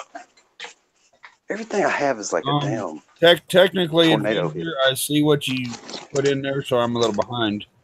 You said Obama was planning to surrender our internet to the UN, which would bypass our First Amendment. Whoa. Technically, that did happen. Yeah, that's already that's a thing. Yeah, he to another country to be put in control. That happened 2012. Yeah, he gave our internet away. We fucking made the shit. There's like what's fucked up is too the company that censors it in Europe. I mean, not in Europe, in Israel, the company that censors it is the same company that basically got hacked and like compromised the government's data whenever they supposedly got hacked by Anonymous. So, it's pretty funny that we would even use the term their internet in the first place. That shows how little connection we have to what's actually fucking going on. Like, but the fact that we think that it belongs to them or it belongs to us anymore, rather than being a part of everybody, that just proves how well their programs are working.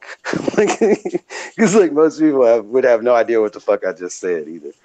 But I mean, if people who believe that, like, okay, so there are satellites that have made it through the atmosphere and they're outside of Earth's atmosphere and they are floating around in space, orbiting Earth at the precise distance. And then our telephone conversations, our information that we share online goes from our box through the air in an upward fashion for miles, reaches a satellite, and then instantaneously comes back down on the opposite side of the Earth and lands in somebody else's box, to the extent that you could pretty well say that it's real time. Anybody who believes that that's what's happening, did you mention has a lot of waking up to do, like even still, like it makes more sense that we are connected. We're just paying them for access, right? So if we stop paying them for access, we should still be by default connected, right? We are one. We are one. And you know what else is one? All is one. All is mind. Oh, so I have a theory about something. And I made my theory aware to some. I know. Well, why the fuck don't I know what it is? Yeah, right. Right places, I guess, where you aren't there to see it.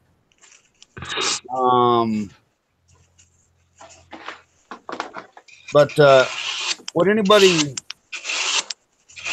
care to, say anything to anybody that left the servers or been removed from the servers from the family? I can say this. You mean like we have anything that we want to air? Yeah. Like specifically, or just like in general, in a broad, whatever. Sure. Whichever. Oh, okay. All right, cool. I'll let everybody else go and then I'll go. Can you hear me? Yeah. I will say this. And if the shoe fits, wear it. My point is that when everybody was talking about money and talking about helping out family, and then some people got butt hurt, then all of a sudden you got a lot of MIA people and people starting to throw shade and get mad. So what does that tell you? That tells me that they need to be on somewhere else instead of in the back cave. So if the shoe fits, wear it.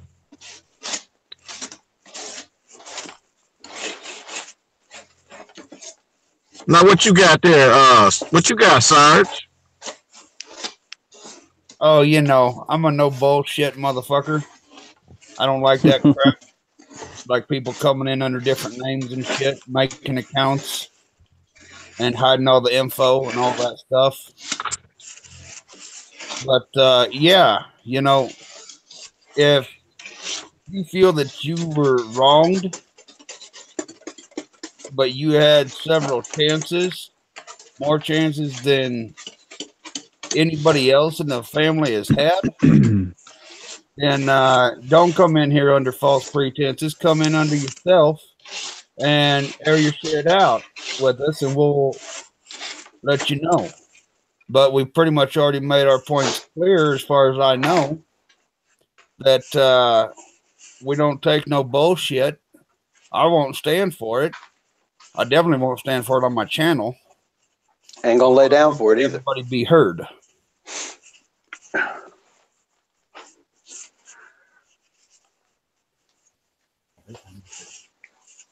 Ekran?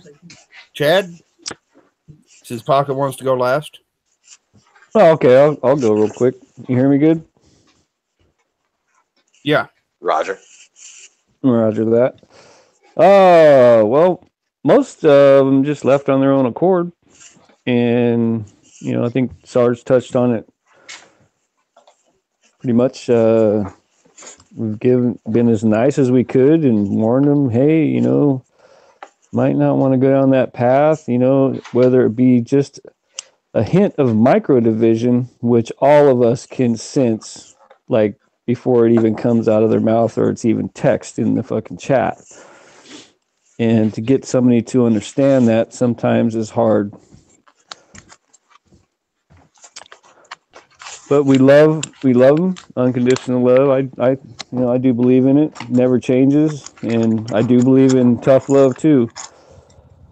But the bottom line is that we wish them well, and no hard feelings. You know what I mean? You want to get butt hurt because of some type of direction or agenda you may have, and we don't have an agenda other than the truth and. I'll speak for myself, you know, the truth and getting the truth out and waking people up. Well put. How about you, Sensei Chad?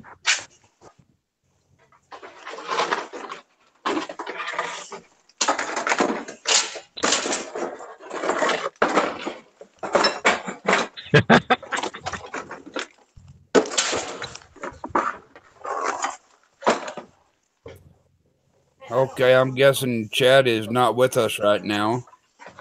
He's probably taking care of stuff on some lyrics or in and out, getting some Huggy time in, like Huggy Bear does. I bet Huggy Bear's still around. Oh, nope. That's okay. Pocket, I guess you're up. Well, I mean, you know, like I won't get real long-winded on it. I mean, I would just say this, like, I mean, I'm not going to call anybody's name in particular, in spite of the fact that I know one person in particular would love to hear that name just spoken. I don't do that. But there's certainly no hard feelings. There's no, you know, I mean, there's a lot of miscommunication in the world. we weren't taught how to communicate with each other properly anyway. If anything, we were taught to be suspicious, not believe each other.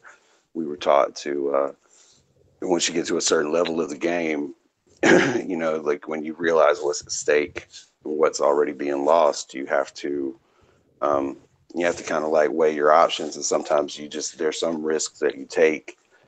Some friendships aren't worth it. You know, everybody can't be in everybody's clique. I mean, bottom line, this might not be a group of people that you were cut out to be in. That could be because we were wrong about you. That could be because you were right about you. And that's why you took yourself out. Because it's not like people were booted. It's not like anybody was ever asked to leave. I mean, it's not like ultimatums were given. Those were choices that were made. If you didn't feel like you belonged in our clique, I still love you. I love a lot of fucking people, okay? And I don't see the majority of them or speak to the majority of them. It would be impossible for me to even over the course of the year speak to everybody that I love, because that's the kind of person that I am. So that being the case, I can love the shit out of you and not say a motherfucking word the whole time we know each other. Like, I don't have to talk to you to love you. Just, you need to keep in mind that at the end of the day, all but hurt heals.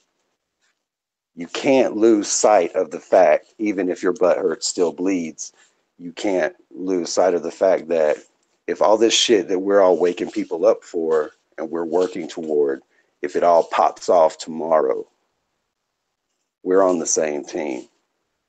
No matter what clique you belong to or didn't belong to, or people you didn't get along with anymore, if they're not the enemy, they're your friend. Equal and opposite. It's very Newtonian like that. It's also very Hermetic like that. Look it up. Like, as above, so below. Like, you've got to have a certain amount of balance in your life, and you're only going to find that in circles of people where you can be open and you can be honest and you can be trusted and you can feel that way about every other member of your group. If you didn't fit into that vibe here in this group, this is a very advanced level group, you know, like, so you need to lurk a little bit more and reapply later, maybe. But there's certainly no hard feelings. And, you know, I regret that some of the shit had to go down the way that it did. But as long as you're moving forward and you're still waking people up and you don't take the messenger out on the message, I mean, you know, we'll get to where we're going. We'll see you on the other side. That's all I got to say.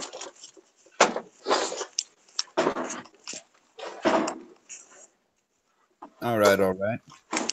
I just thought we could put that out in at least one, if not, you know, maybe speak a little bit to it each video so that old family members that come through and all that understand, you know, where the stance is. Because I know there's been a lot of shade tossed at the family at the group Freedom Repossession and all, or the back cave, or whatever the case.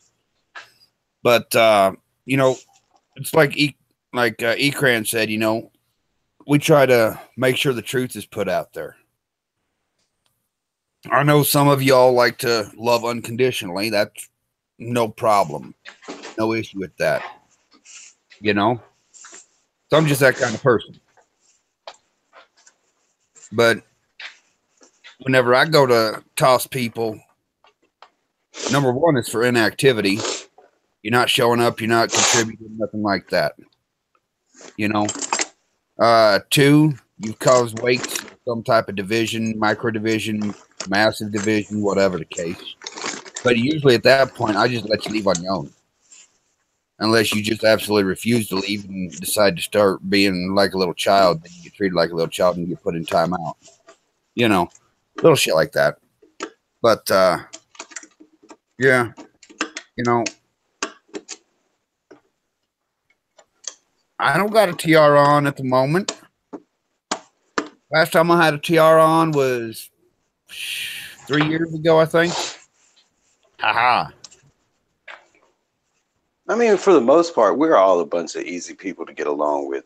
Don't you feel like? I mean, I know I'm not difficult. I mean, I don't even get like fucking angry when somebody's like intentionally trying to fuck with me. Like, you know, I don't even get triggered. I used to get triggered. Yeah, I It mean, used to, like, I mean, seriously. And plus, like, I'm witty as fuck and I'm fast as hell on the tongue. I mean, can you imagine? Like, if I got butt hurt every time somebody tried to say something offended, there's no way in hell I could be one of those, like, everything is offensive to me people. Because if I were, like, the rest of nobody would talk to me.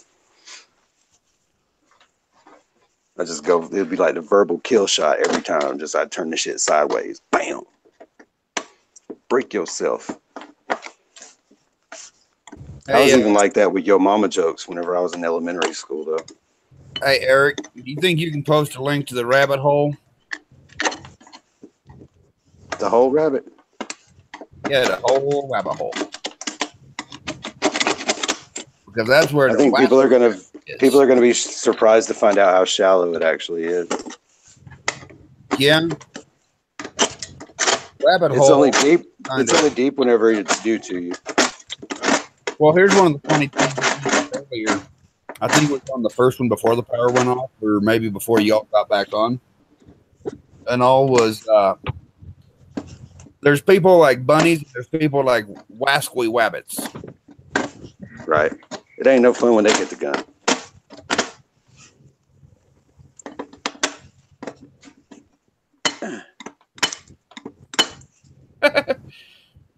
Making sure that post shows. That's funny.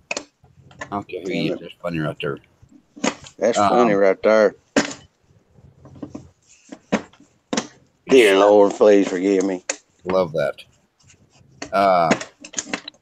No, but I like to make sure that everybody realizes there's bunnies and there's wascally wabbits. There is a difference. A bunny stays in a damn cage, gets hand fed, bathed, and all that, right? Cleaned up after. Now that would be what I would consider, what some would consider sheeple. To me, they're bunny because they're multiplying, but they're in a cage. Where them damn old wascally wabbits out there go out there, eat your damn gardens, and don't give two shits. Well, they give lots of shits, but they don't give two shits if you come out there, shoo them away one day, they come right back. You know, easy food. Now, that's funny that you bring that up, man. Like my granddaddy told me this story when I was a kid about like these German scientists. He said that they had, it might have been rabbits. I think it might have been rabbits. But anyway, he said that these German scientists had basically like genetically brainwashed these rabbits, like these test rabbits. They had genetically brainwashed them to like get fed out of a certain bowl, like a certain color bowl. So like if the rabbit food is in the red bowl, then they live and they're happy and they multiply, right? If less and less food is put in the red bowl, and then, you know, like eventually things get scarce, they become like really competitive for who's going to be able to eat. There's a whole bunch of them, you know, and then some of them get sick because they get bullied out of getting the food. And so then, you know, it turns into Darwinism, like only the strong one survives, right? From a generally a passive, herbivorous, you know, non-predatory animal, like almost becomes predatory and territorial. And then eventually the strongest ones are alive, right? So it's just like these big badass gangster bunnies that are like the Tarzan motherfuckers of the German lab or whatever.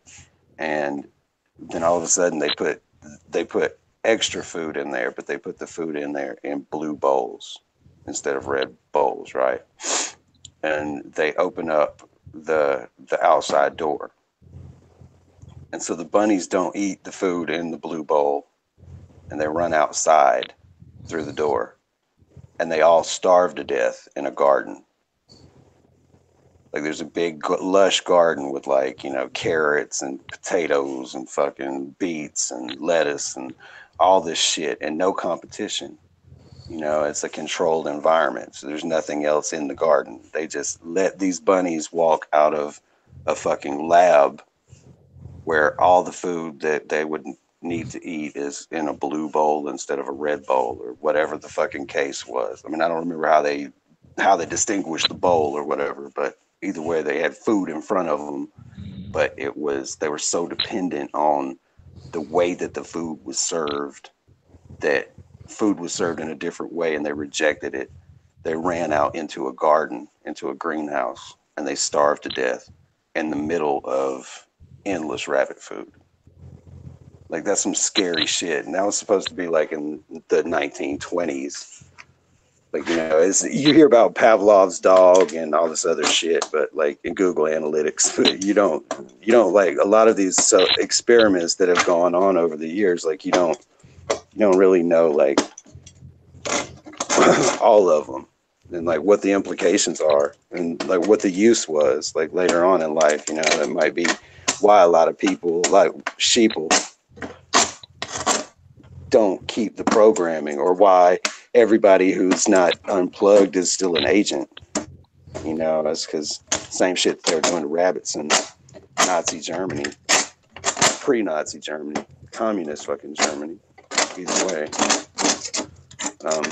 that's what they're doing to us these days. Well, you know what's funny is that bunker scene from the Winter Soldier. Yeah. Captain America. It explains right there the issues they had and all that.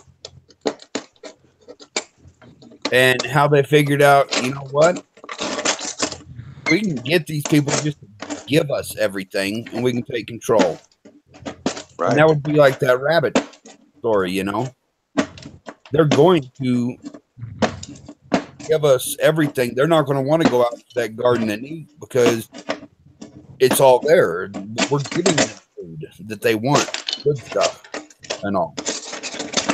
Well, I mean, if you think about how many people do you know? Like, I mean, it's one thing to say, like, let's say kids from the age of like 8 years old to 18 years old, right? That's one demographic.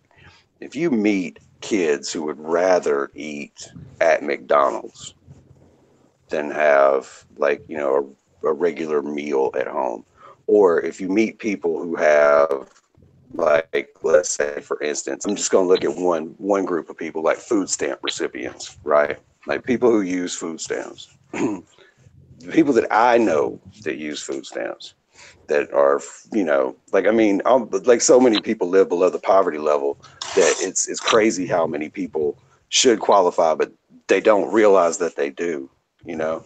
But the poverty level is such a ridiculously deflated amount of money anyway. Like it's misleading in a bunch of different ways. But either way, like that's neither here nor there. Like, so what I'm saying is people get $400 a month, right? And let's say they got 3 kids, so they get $1,200 a month for food stamps. You could afford to buy home style bakes where it's like chicken and vegetables in a broth inside of a can, and there's 2 cans of it, and then there is some powder that you mix with water that you put on top of it, and it becomes a biscuit.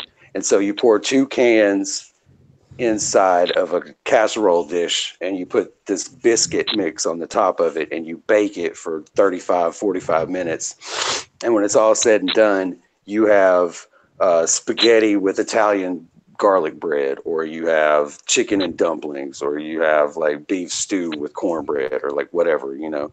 Like, and so they got like different flavors and whatever, and they're like, there are boxes there. Now you could buy cornmeal, and you could buy flour or butter, you know, and chicken, and vegetables and make your own chicken broth and like, cause you've got $1,200 to use to spend for fucking groceries, right? Like, so you could afford to go organic. You could afford to go non-GMO.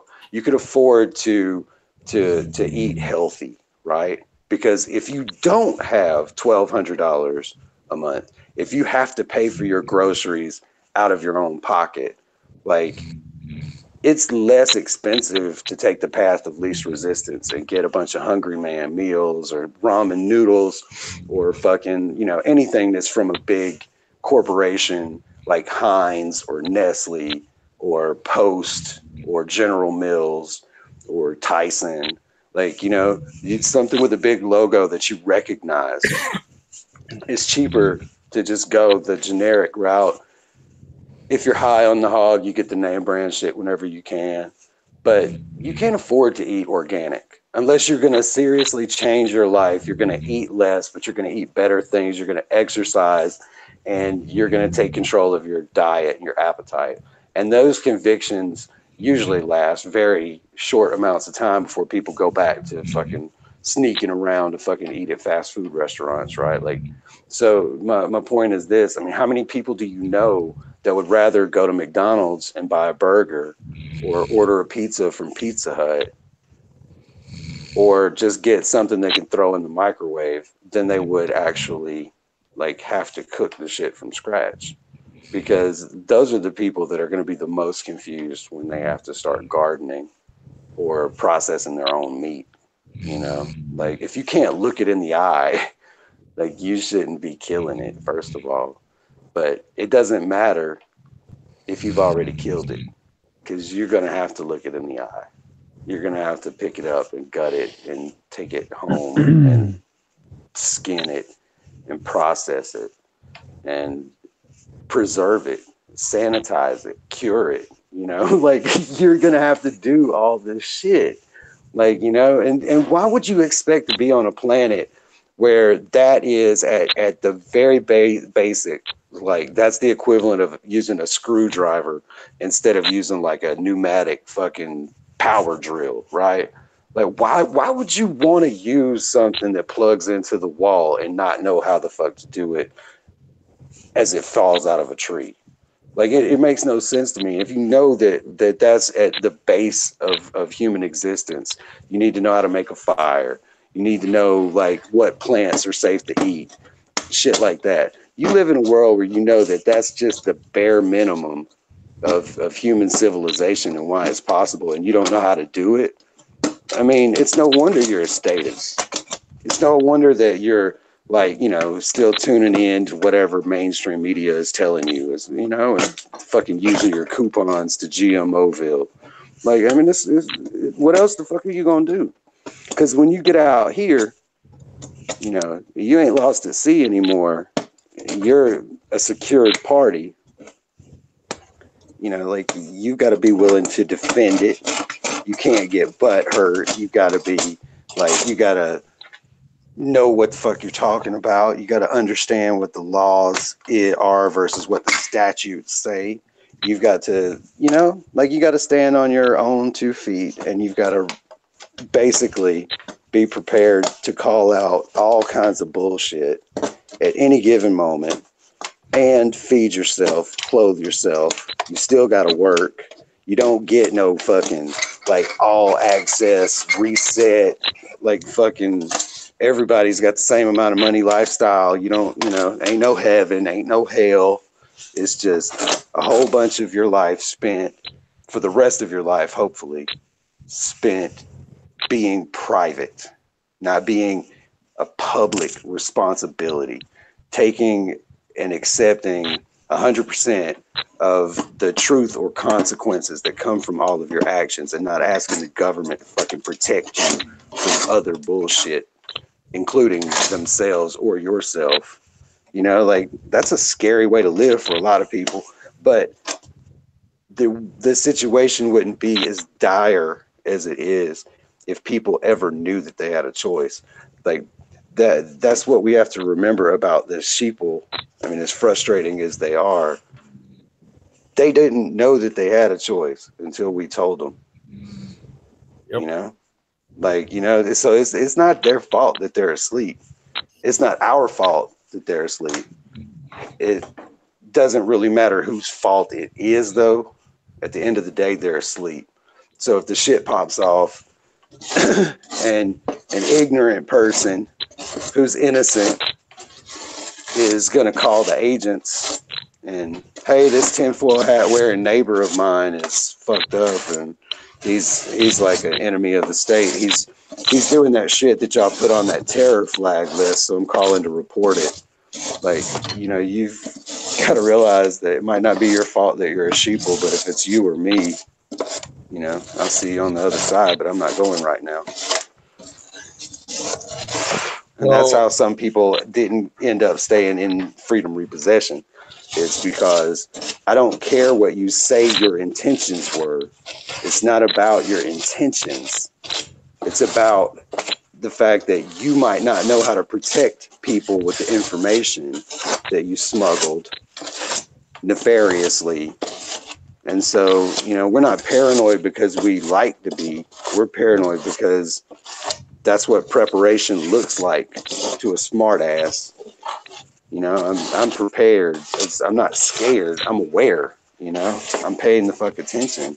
If you don't know what that means, then, you know, you're in the wrong fucking place. You're in the wrong group. It's the big kids table.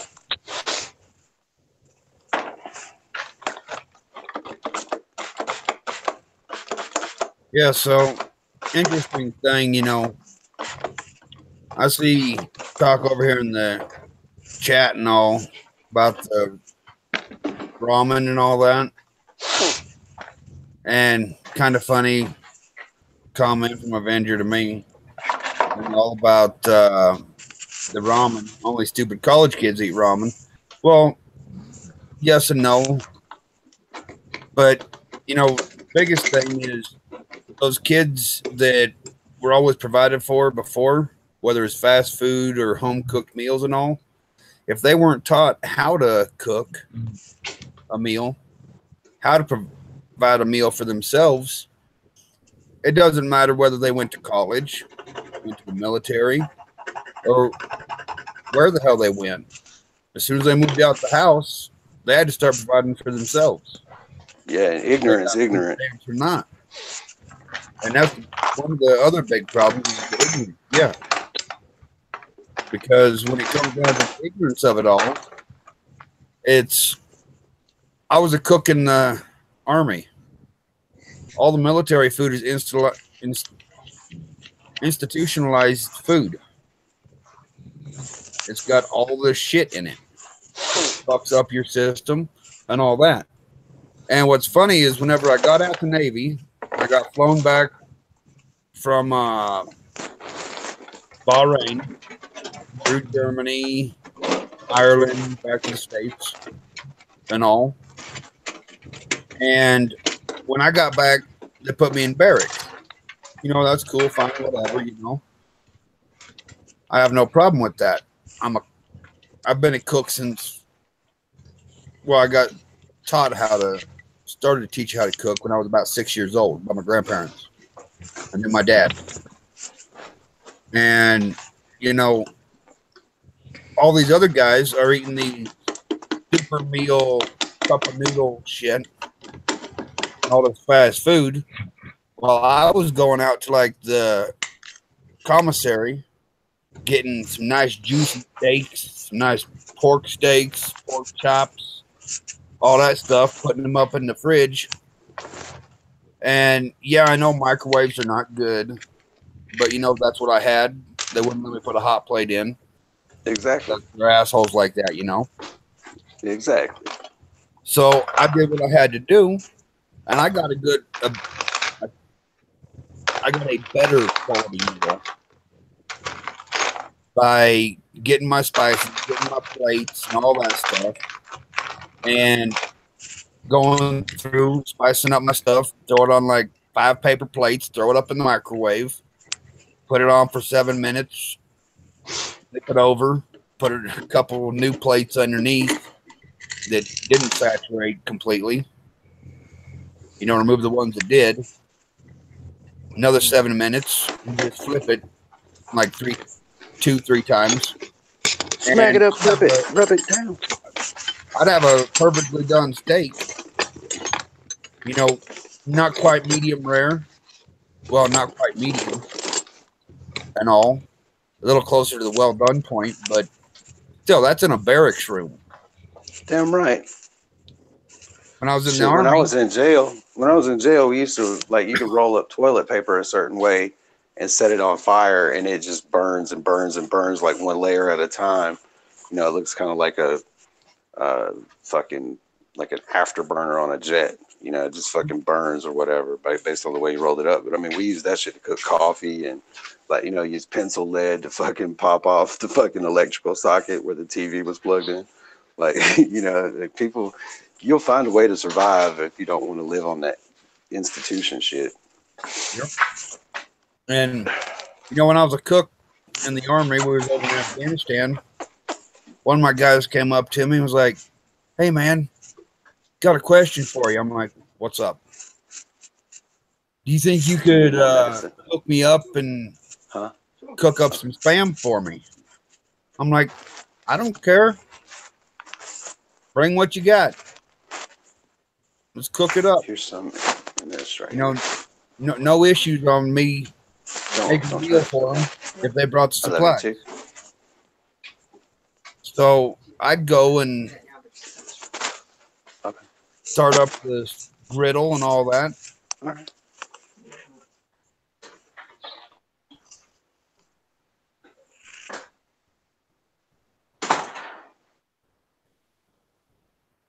And sorry, I had to read a message before I allowed it. Make sure it wasn't derogatory. It's kind of a funny one, though.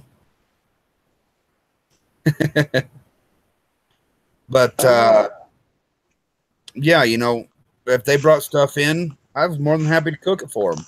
I tried to give them the best quality meal they could have over there in Afghanistan, instead of putting all the nasty shit together like the Army had planned it, or the people that planned the stuff for the military.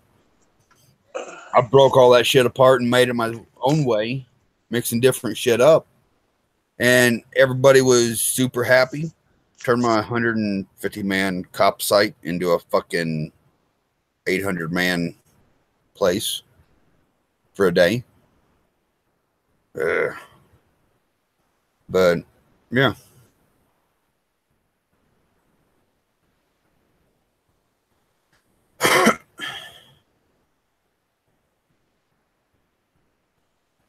So you got anything, Triple? Looks like Jay disappeared.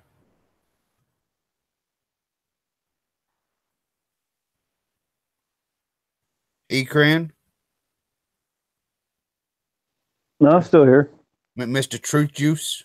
Yeah, says he's drunk. That's truth juice, bud. Let it fly. No subject is taboo, bro. Believe that. Well, some might be. Some might be, but you know, it'll take a lot to get to that point. Yeah. If you're on the net and you get butthurt easy, I don't recommend it. Yeah.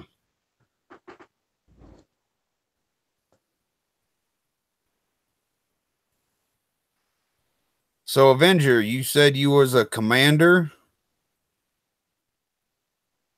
for the Javida Brigade, Operation Cast Lead in 2008 in Gaza. Was that on the Gaza Plateau or in the city of Gaza?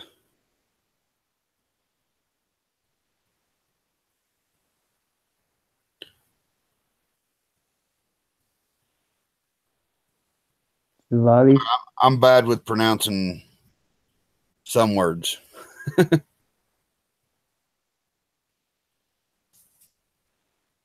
Okay. I remember in let's see, I deployed in 09. Got to my unit in 08. So from 07 to 08, the unit that I got to, they just got back from deployment. They were over like by the Gaza Strip and all, or well, part of the unit was, from my understanding. I was like, huh, interesting. Word had it that whenever our guys left and they gave it to the Marines lost it. I don't know how much truth there is to that, because I didn't go into trying to infiltrate the military records and all that.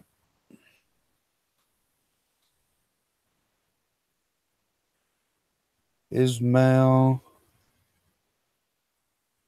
Hayin's office? Henye's? I don't know. Like I said, I'm bad with pronouncing a lot of stuff.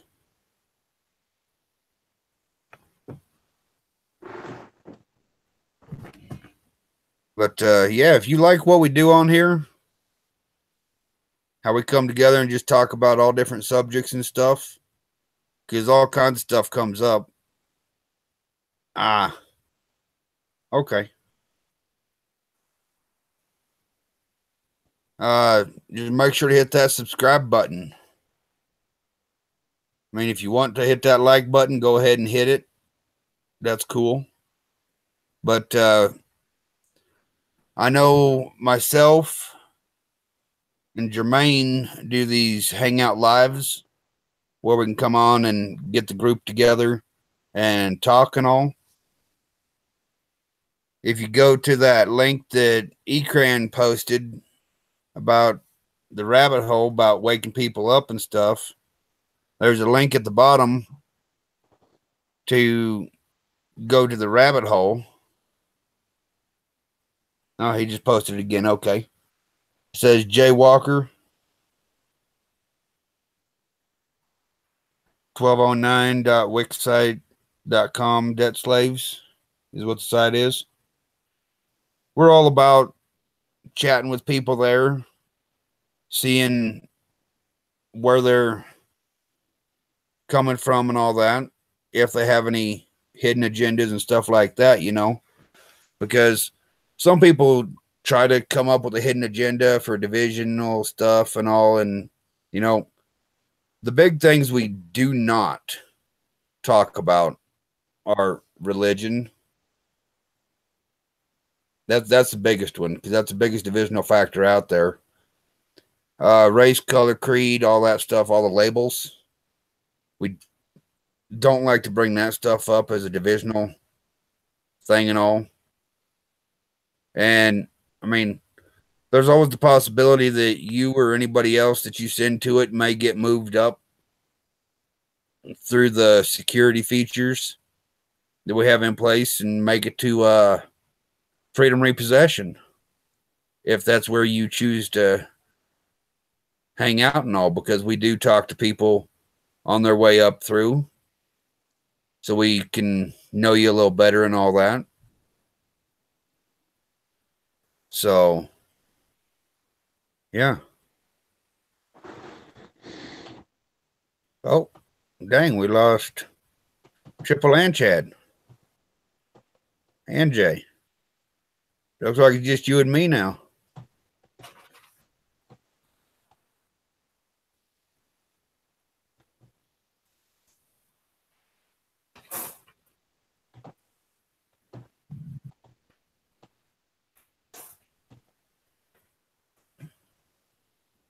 It almost feels like it's lurking time, but I don't know. I like to lurk.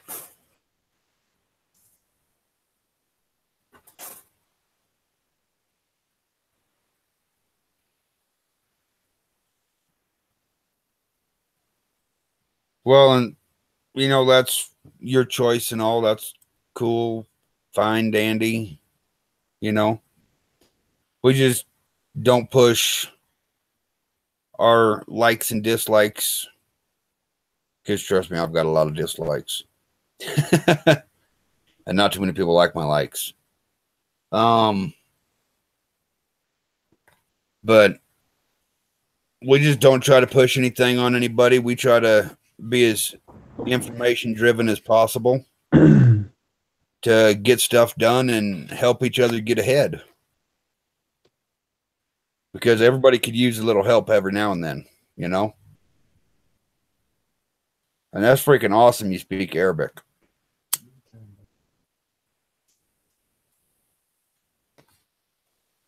Mm-hmm.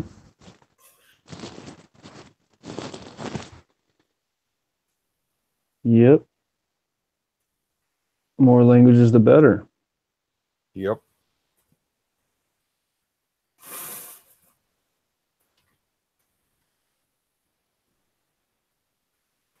No hinting, Inga. Oh, I don't hint. We'll tell you. We'll tell you how it is. Maybe you can reference what you think we're hinting to.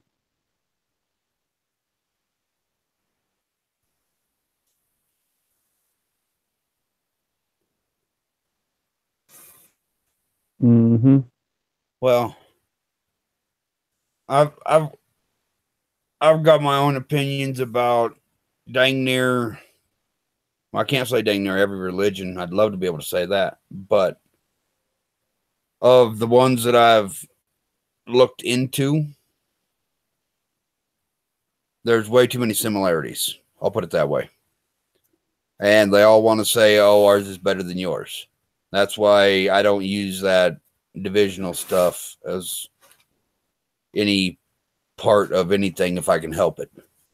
Now, I can tell you this much. I do consider myself a druid. You might have seen tattoos a little bit. You got the Aether, Earth, Air, Fire, and Water. You got Poseidon's Trident and the Crescent Moon, both for February. Technically, all three are for February, but yeah.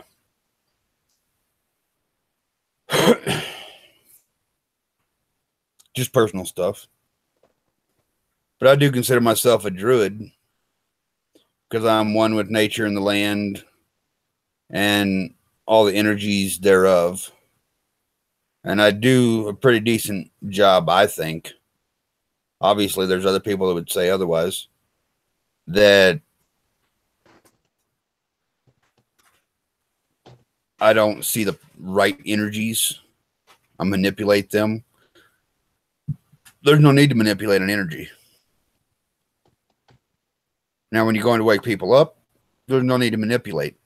It's truth or no truth. And if it's not truth that they give them, well, then you're not waking them up.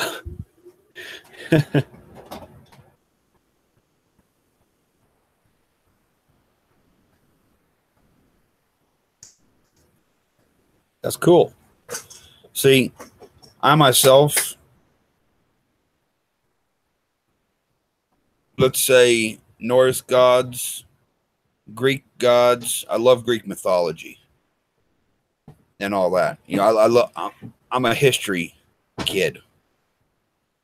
I love history because when you look through history, you can find where it's inflated and all. And you can see where it's not inflated. Especially when you go back through and read it from 5 different ways. And you can factualize stuff. And you can prove what is true and what was said along the way and all. That's what my moderators do. They check to see how long people have been on. Because we've got a lot of trolls and stuff that like to go around to everybody's channels and cause issues. So whenever you're asking earlier why so many moderators, well, one, so they can post links up. Since they all have different schedules, I may be on at a time where they're not all on. There may only be one person. I like to have my bases covered. Just so happens that tonight we had 4 of the 5 moderators on here at different points.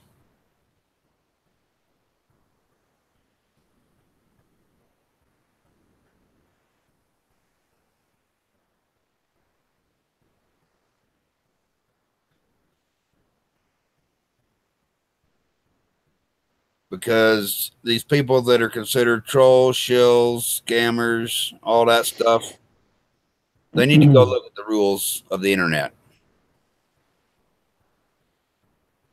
Because Rule 8, I believe, isn't Rule 8, don't spam, pretty much. And then Rule 9 is if you choose to spam, enjoy your ban. You know?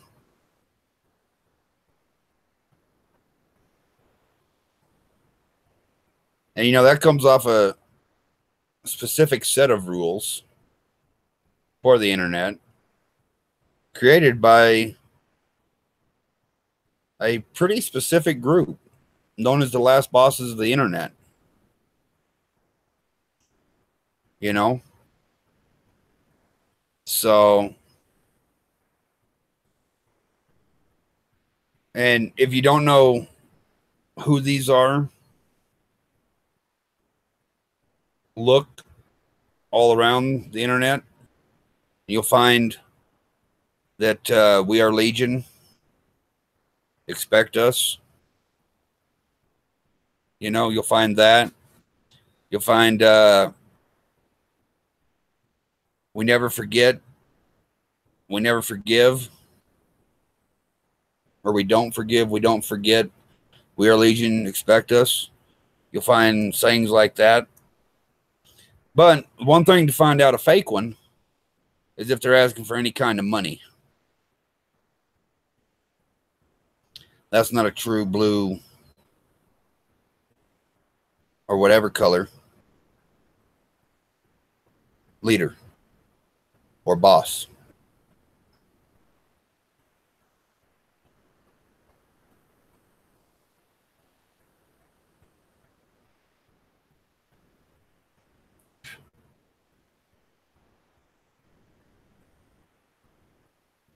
I mean, I know E-Crane, you got that link to where they could go on and take a look at it, but I'd rather let people lurk for a little bit. Maybe we'll show it another day, you know? What do you think? Yeah. About to drop it for Inga. It's in the chat, though. You can find it.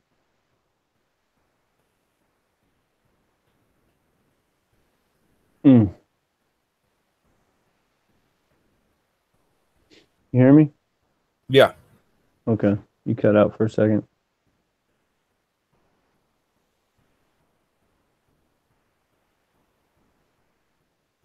Why would we be scared of somebody watching us? Would I be doing a live stream if I was afraid of somebody watching me? Would I even show my face if I was afraid of someone watching me? No.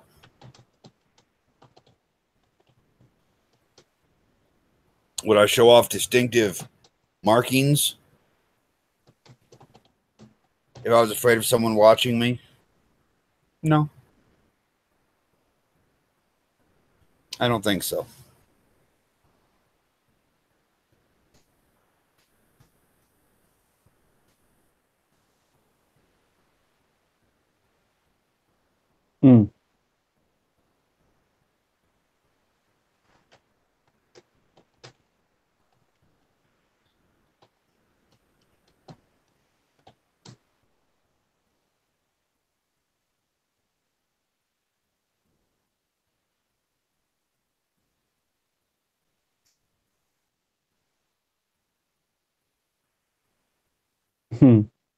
That is pretty true, Avenger. If you served in combat, shit, you shouldn't fear anything on the internet anyway. Straight up.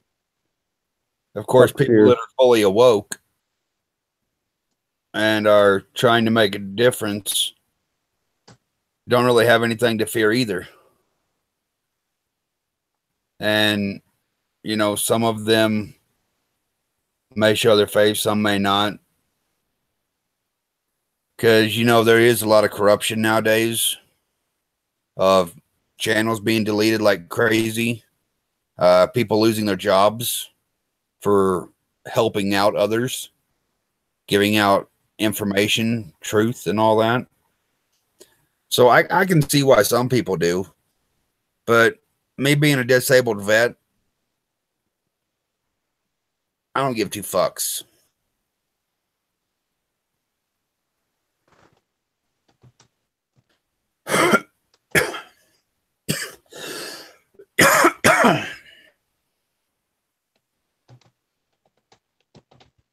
All I do is tell people, don't put up with bullshit.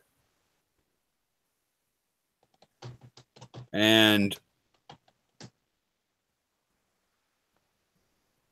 whenever I find bullshit that might tread on my ways and all, I'll just take out my frustrations on the forge. Hence why I made this nice little thing.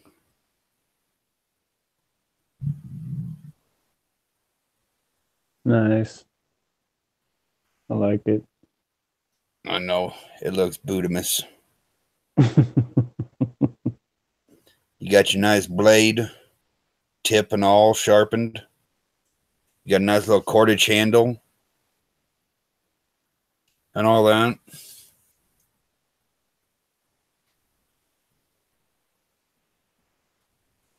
Exactly.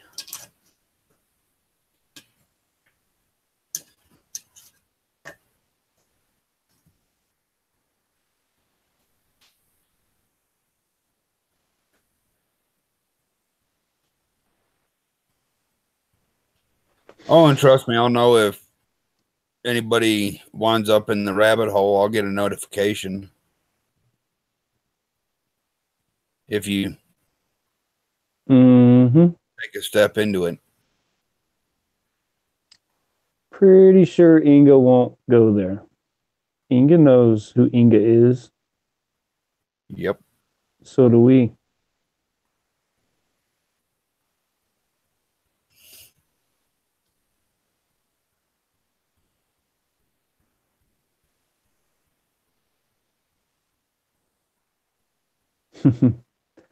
Ninjutsu. The art of stealth. Yes. See, I just know make it shit for will. shits and giggles. Like that blade, I pounded it out. I didn't bother to quench it, to harden it. I was like, nah. I'll do it with my next one, though, because the next one, I'm probably going to be using a railroad spike. Mm-hmm. Of course, I may see about cutting the heads off 2 of them, welding them together. Looks like Inga may have dropped off. Possibly. We've got 3 viewers. I know I'm one. Looks like you're one, and Avenger may be one. That's right. Let's see. Nope. I still see Inga there. And the participants. But it says 3 viewers on here. Let's see what it says over there. I'm showing 3 watching, so that could be. Yeah, that's all I'm seeing. All right. Inga from Sweden. I don't know. Her English seemed non-Sweden to me. I think it might be Inga from Nebraska.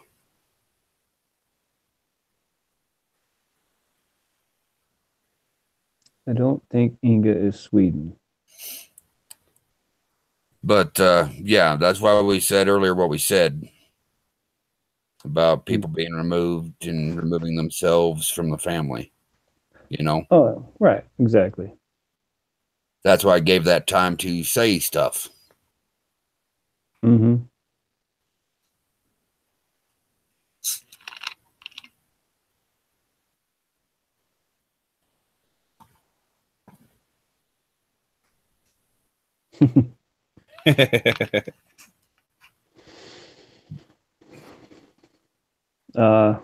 Yeah. I get it now. Yep.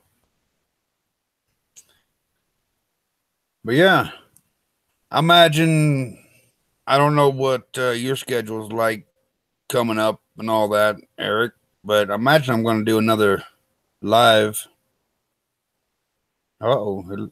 Oh, it just tried to kick my feed. I saw my non-camera picture show up. I seen that too. Interesting. Mm-hmm. Oh, Yeah. but Funny that Inga from Sweden trading places. I'm pretty sure Inga was trading places. yeah.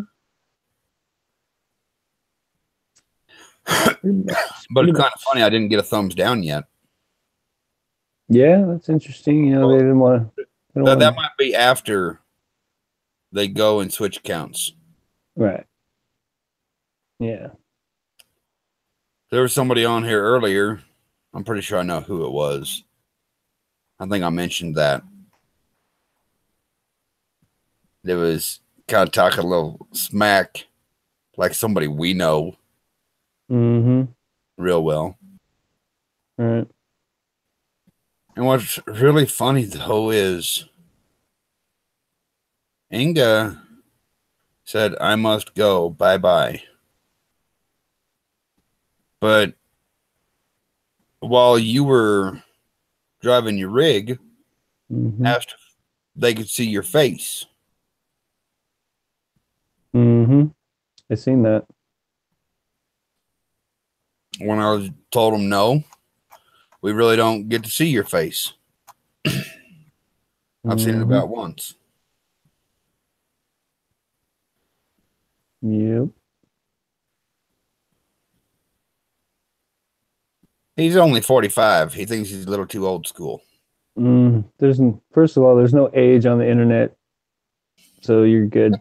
You're participating.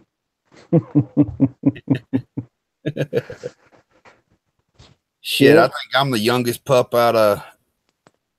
Well, I think I might be the second youngest out of the entire Freedom Repossession that's left. Yeah. 30 something going on fucking 100 and something. Because we had Triple on today. He'd be the eldest at the moment. Oh, I couldn't do backflips a long time ago, so I must be ancient.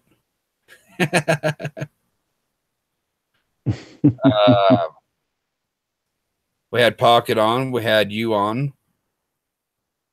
We had Chad Tastic on for a bit. All right. Jermaine JW popped in for a quick minute and then disappeared. Yeah, he's in there for a sec. But this is probably going to be the longest video I have ever done. And I have a feeling at some point we're going to make it longer. Because I started streaming 3 hours ago. Which means we could be close to 4 hours on here. That's crazy. Oh, wow. Especially for me. Normally people can't keep my attention span for 10, 20 minutes at 2 times the speed for a video. For me to be on here this long, that's crazy.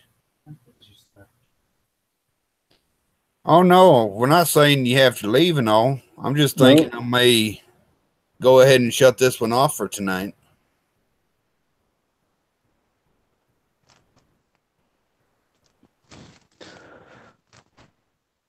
I know I'm getting tired anyway. Yeah. This was a good one. Yeah. I liked it. I mean, we might go over and BS a little bit, but I doubt I'm going to BS very long. I don't know. Nice. Yep. Yeah. It's kind of funny. When we have at least 3 people in here, it shows the faces at the bottom of the screen in the live chat. But whenever we only have 2 people, it doesn't show any. It's kind of cool. Kind of weird, but cool. It's not showing 4 watching, We got, wow, 64 subscribers. 64. Inga, did you subscribe? I know you're watching right now.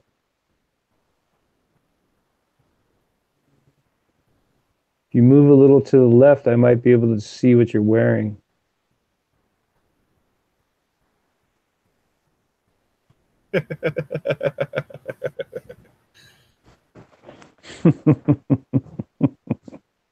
Yeah, there are definitely some lurkers.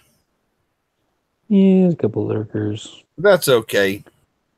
We lurk too. Yeah. I'm nothing against lurkers. Lurking is an art. Yeah. It's not getting caught when you lurk. Is whenever you're doing it right. Oh, we're up to 5 viewers. Looky there. Da-da-da. Who all we got in the house tonight? Dun, dun, dun. I'm showing 4 watching. You got 5 over there? It's showing on the Hangouts that there's 5 viewers. Oh. Really? I can't see it on the other one. Hold on. Let me widen my screen out a little bit. Maybe it'll show me again. Oh, yep. It says 5 watching there. Interesting.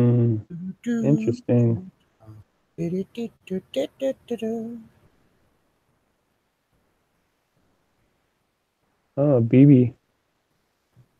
Yeah, I minimize my things and all so I can fit them both on the screen at the same time.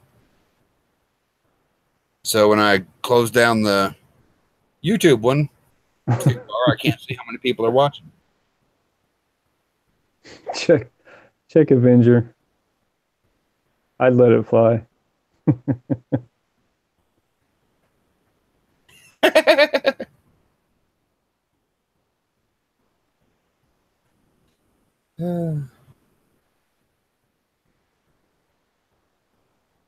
Wow, BB.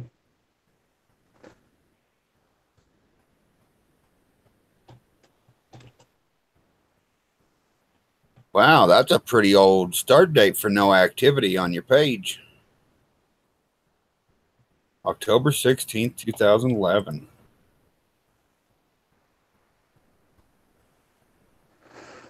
Yeah.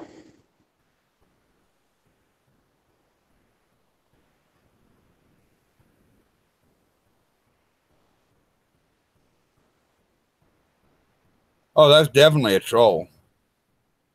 Because they got a hold of an account that's no longer in use. That's why there's no activity on it.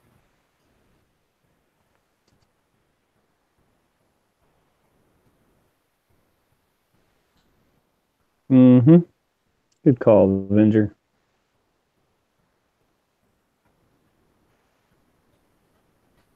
So, I'm just going to have to do that.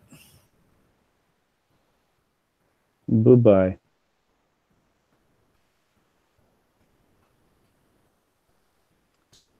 Oh, they just got put in timeout. Oh, okay. Take a rest, bud. Yeah. Obviously, your comment was fucking retarded. Yeah. Fucking retarded. That's like saying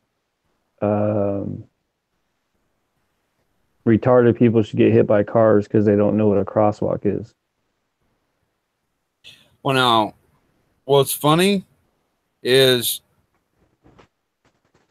most of the mentally impaired will actually use a crosswalk, which is hilarious because Right? the fucking retarded motherfuckers who know better are the ones that walk out in front of semis. Mm-hmm. Well, they'll stop for me because I'm a pedestrian. No, dumbass. Right. Don't ever expect the other guy to stop. That's why I always played Frogger as a kid. Look both ways, see which way the grain trucks were coming from because we were right by a co-op. We ran through the co-op to get over to the gas station. But we had to cross the street where all the trucks were on. And during freaking harvest season, it was like, holy shit. Luckily, there's trucks backed up all the way down this side, backed up all the way down that side. So walk out in front of the trucks, look out there in the road, see if anybody's coming. We were smart enough to get told, hey, look both ways before crossing the street. But you know how you can't look both ways when you're crossing the street? That's right. Sitting there doing this while you're trying to walk. Yeah, I should have said look either way multiple times. Yeah. I mean, shit.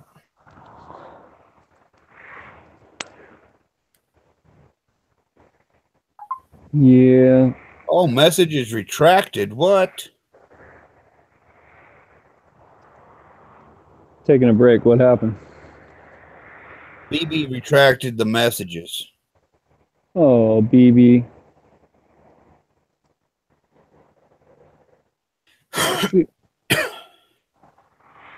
No topic is taboo, but bullshit, we're kind of allergic to it.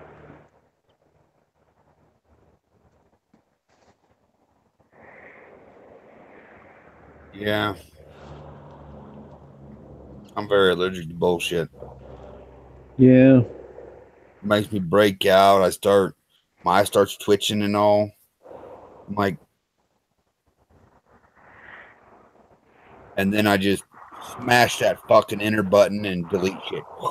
I've been known for the great deletion. Yeah. Great deletion of 2017. Yep. Everybody went, what the fuck just happened? Took them like 20 minutes to figure it out. Took me like fucking 0.20 seconds. All I know is whenever Jesus comes back, he better be bringing some fucking tacos, damn it. I don't care what anybody says. He better be bringing some tacos with him. That's right. I want some tacos.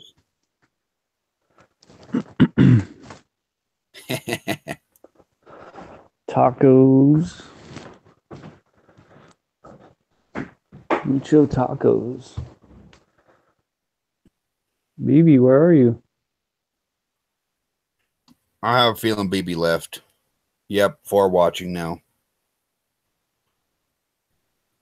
Yeah, we do a lot of that, Avenger. A whole lot of it.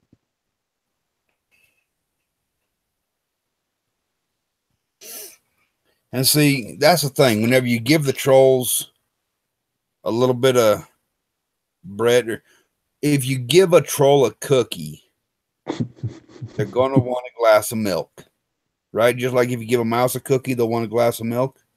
Yeah. Then they're going to have all this other stuff to clean up the fucking mess they made. So I don't even give them the cookie. I don't even give them a crumb of the cookie. I tell them, rope's over there. Bridge is over there. Go hang yourself. Yeah. Because that's what you just did by showing your face. Yeah. I just give him a big tall glass of shut the fuck up. Yeah.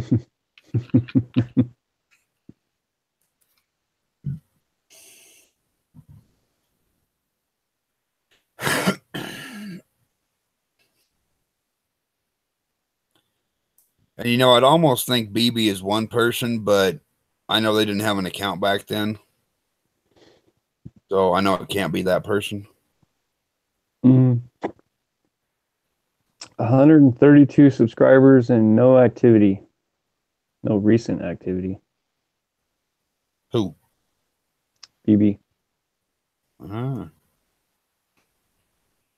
Yep. That's called putting everything in private so that you can't see anything, blocking all the view history, liked history, all that stuff, which I have been known to do that before. But I'll still keep a little bit of stuff public. Because I didn't like a troll commenting on one video. So I went through and freaking privatized all of it. I went, whoosh, done. Talk shit again, motherfucker, and you're blocked. don't care. Allergic to the bullshit. All because I called him out for being a fucking monkey fucker. Mm-hmm. Orangutan something. What the fuck was his name? I don't even remember. That was a long fucking time ago. Holy shit. That was after being on one of Mikey's feeds, I think. Yep. Take it easy, Avenger. Later, bud. And I think I will close this out because it says we have 5 viewers, but I'm only showing Avenger and myself on the participants.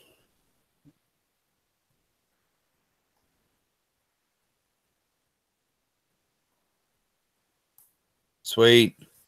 Hope to Cool, see man. you. More to come, bud. And some days I'll just go on a crazy rant and you can laugh your ass off at me. That's cool as hell too.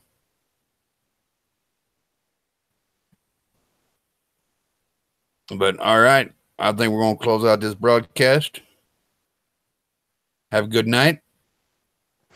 Toodles. Yep. Talk to y'all another day. Yep. See y'all.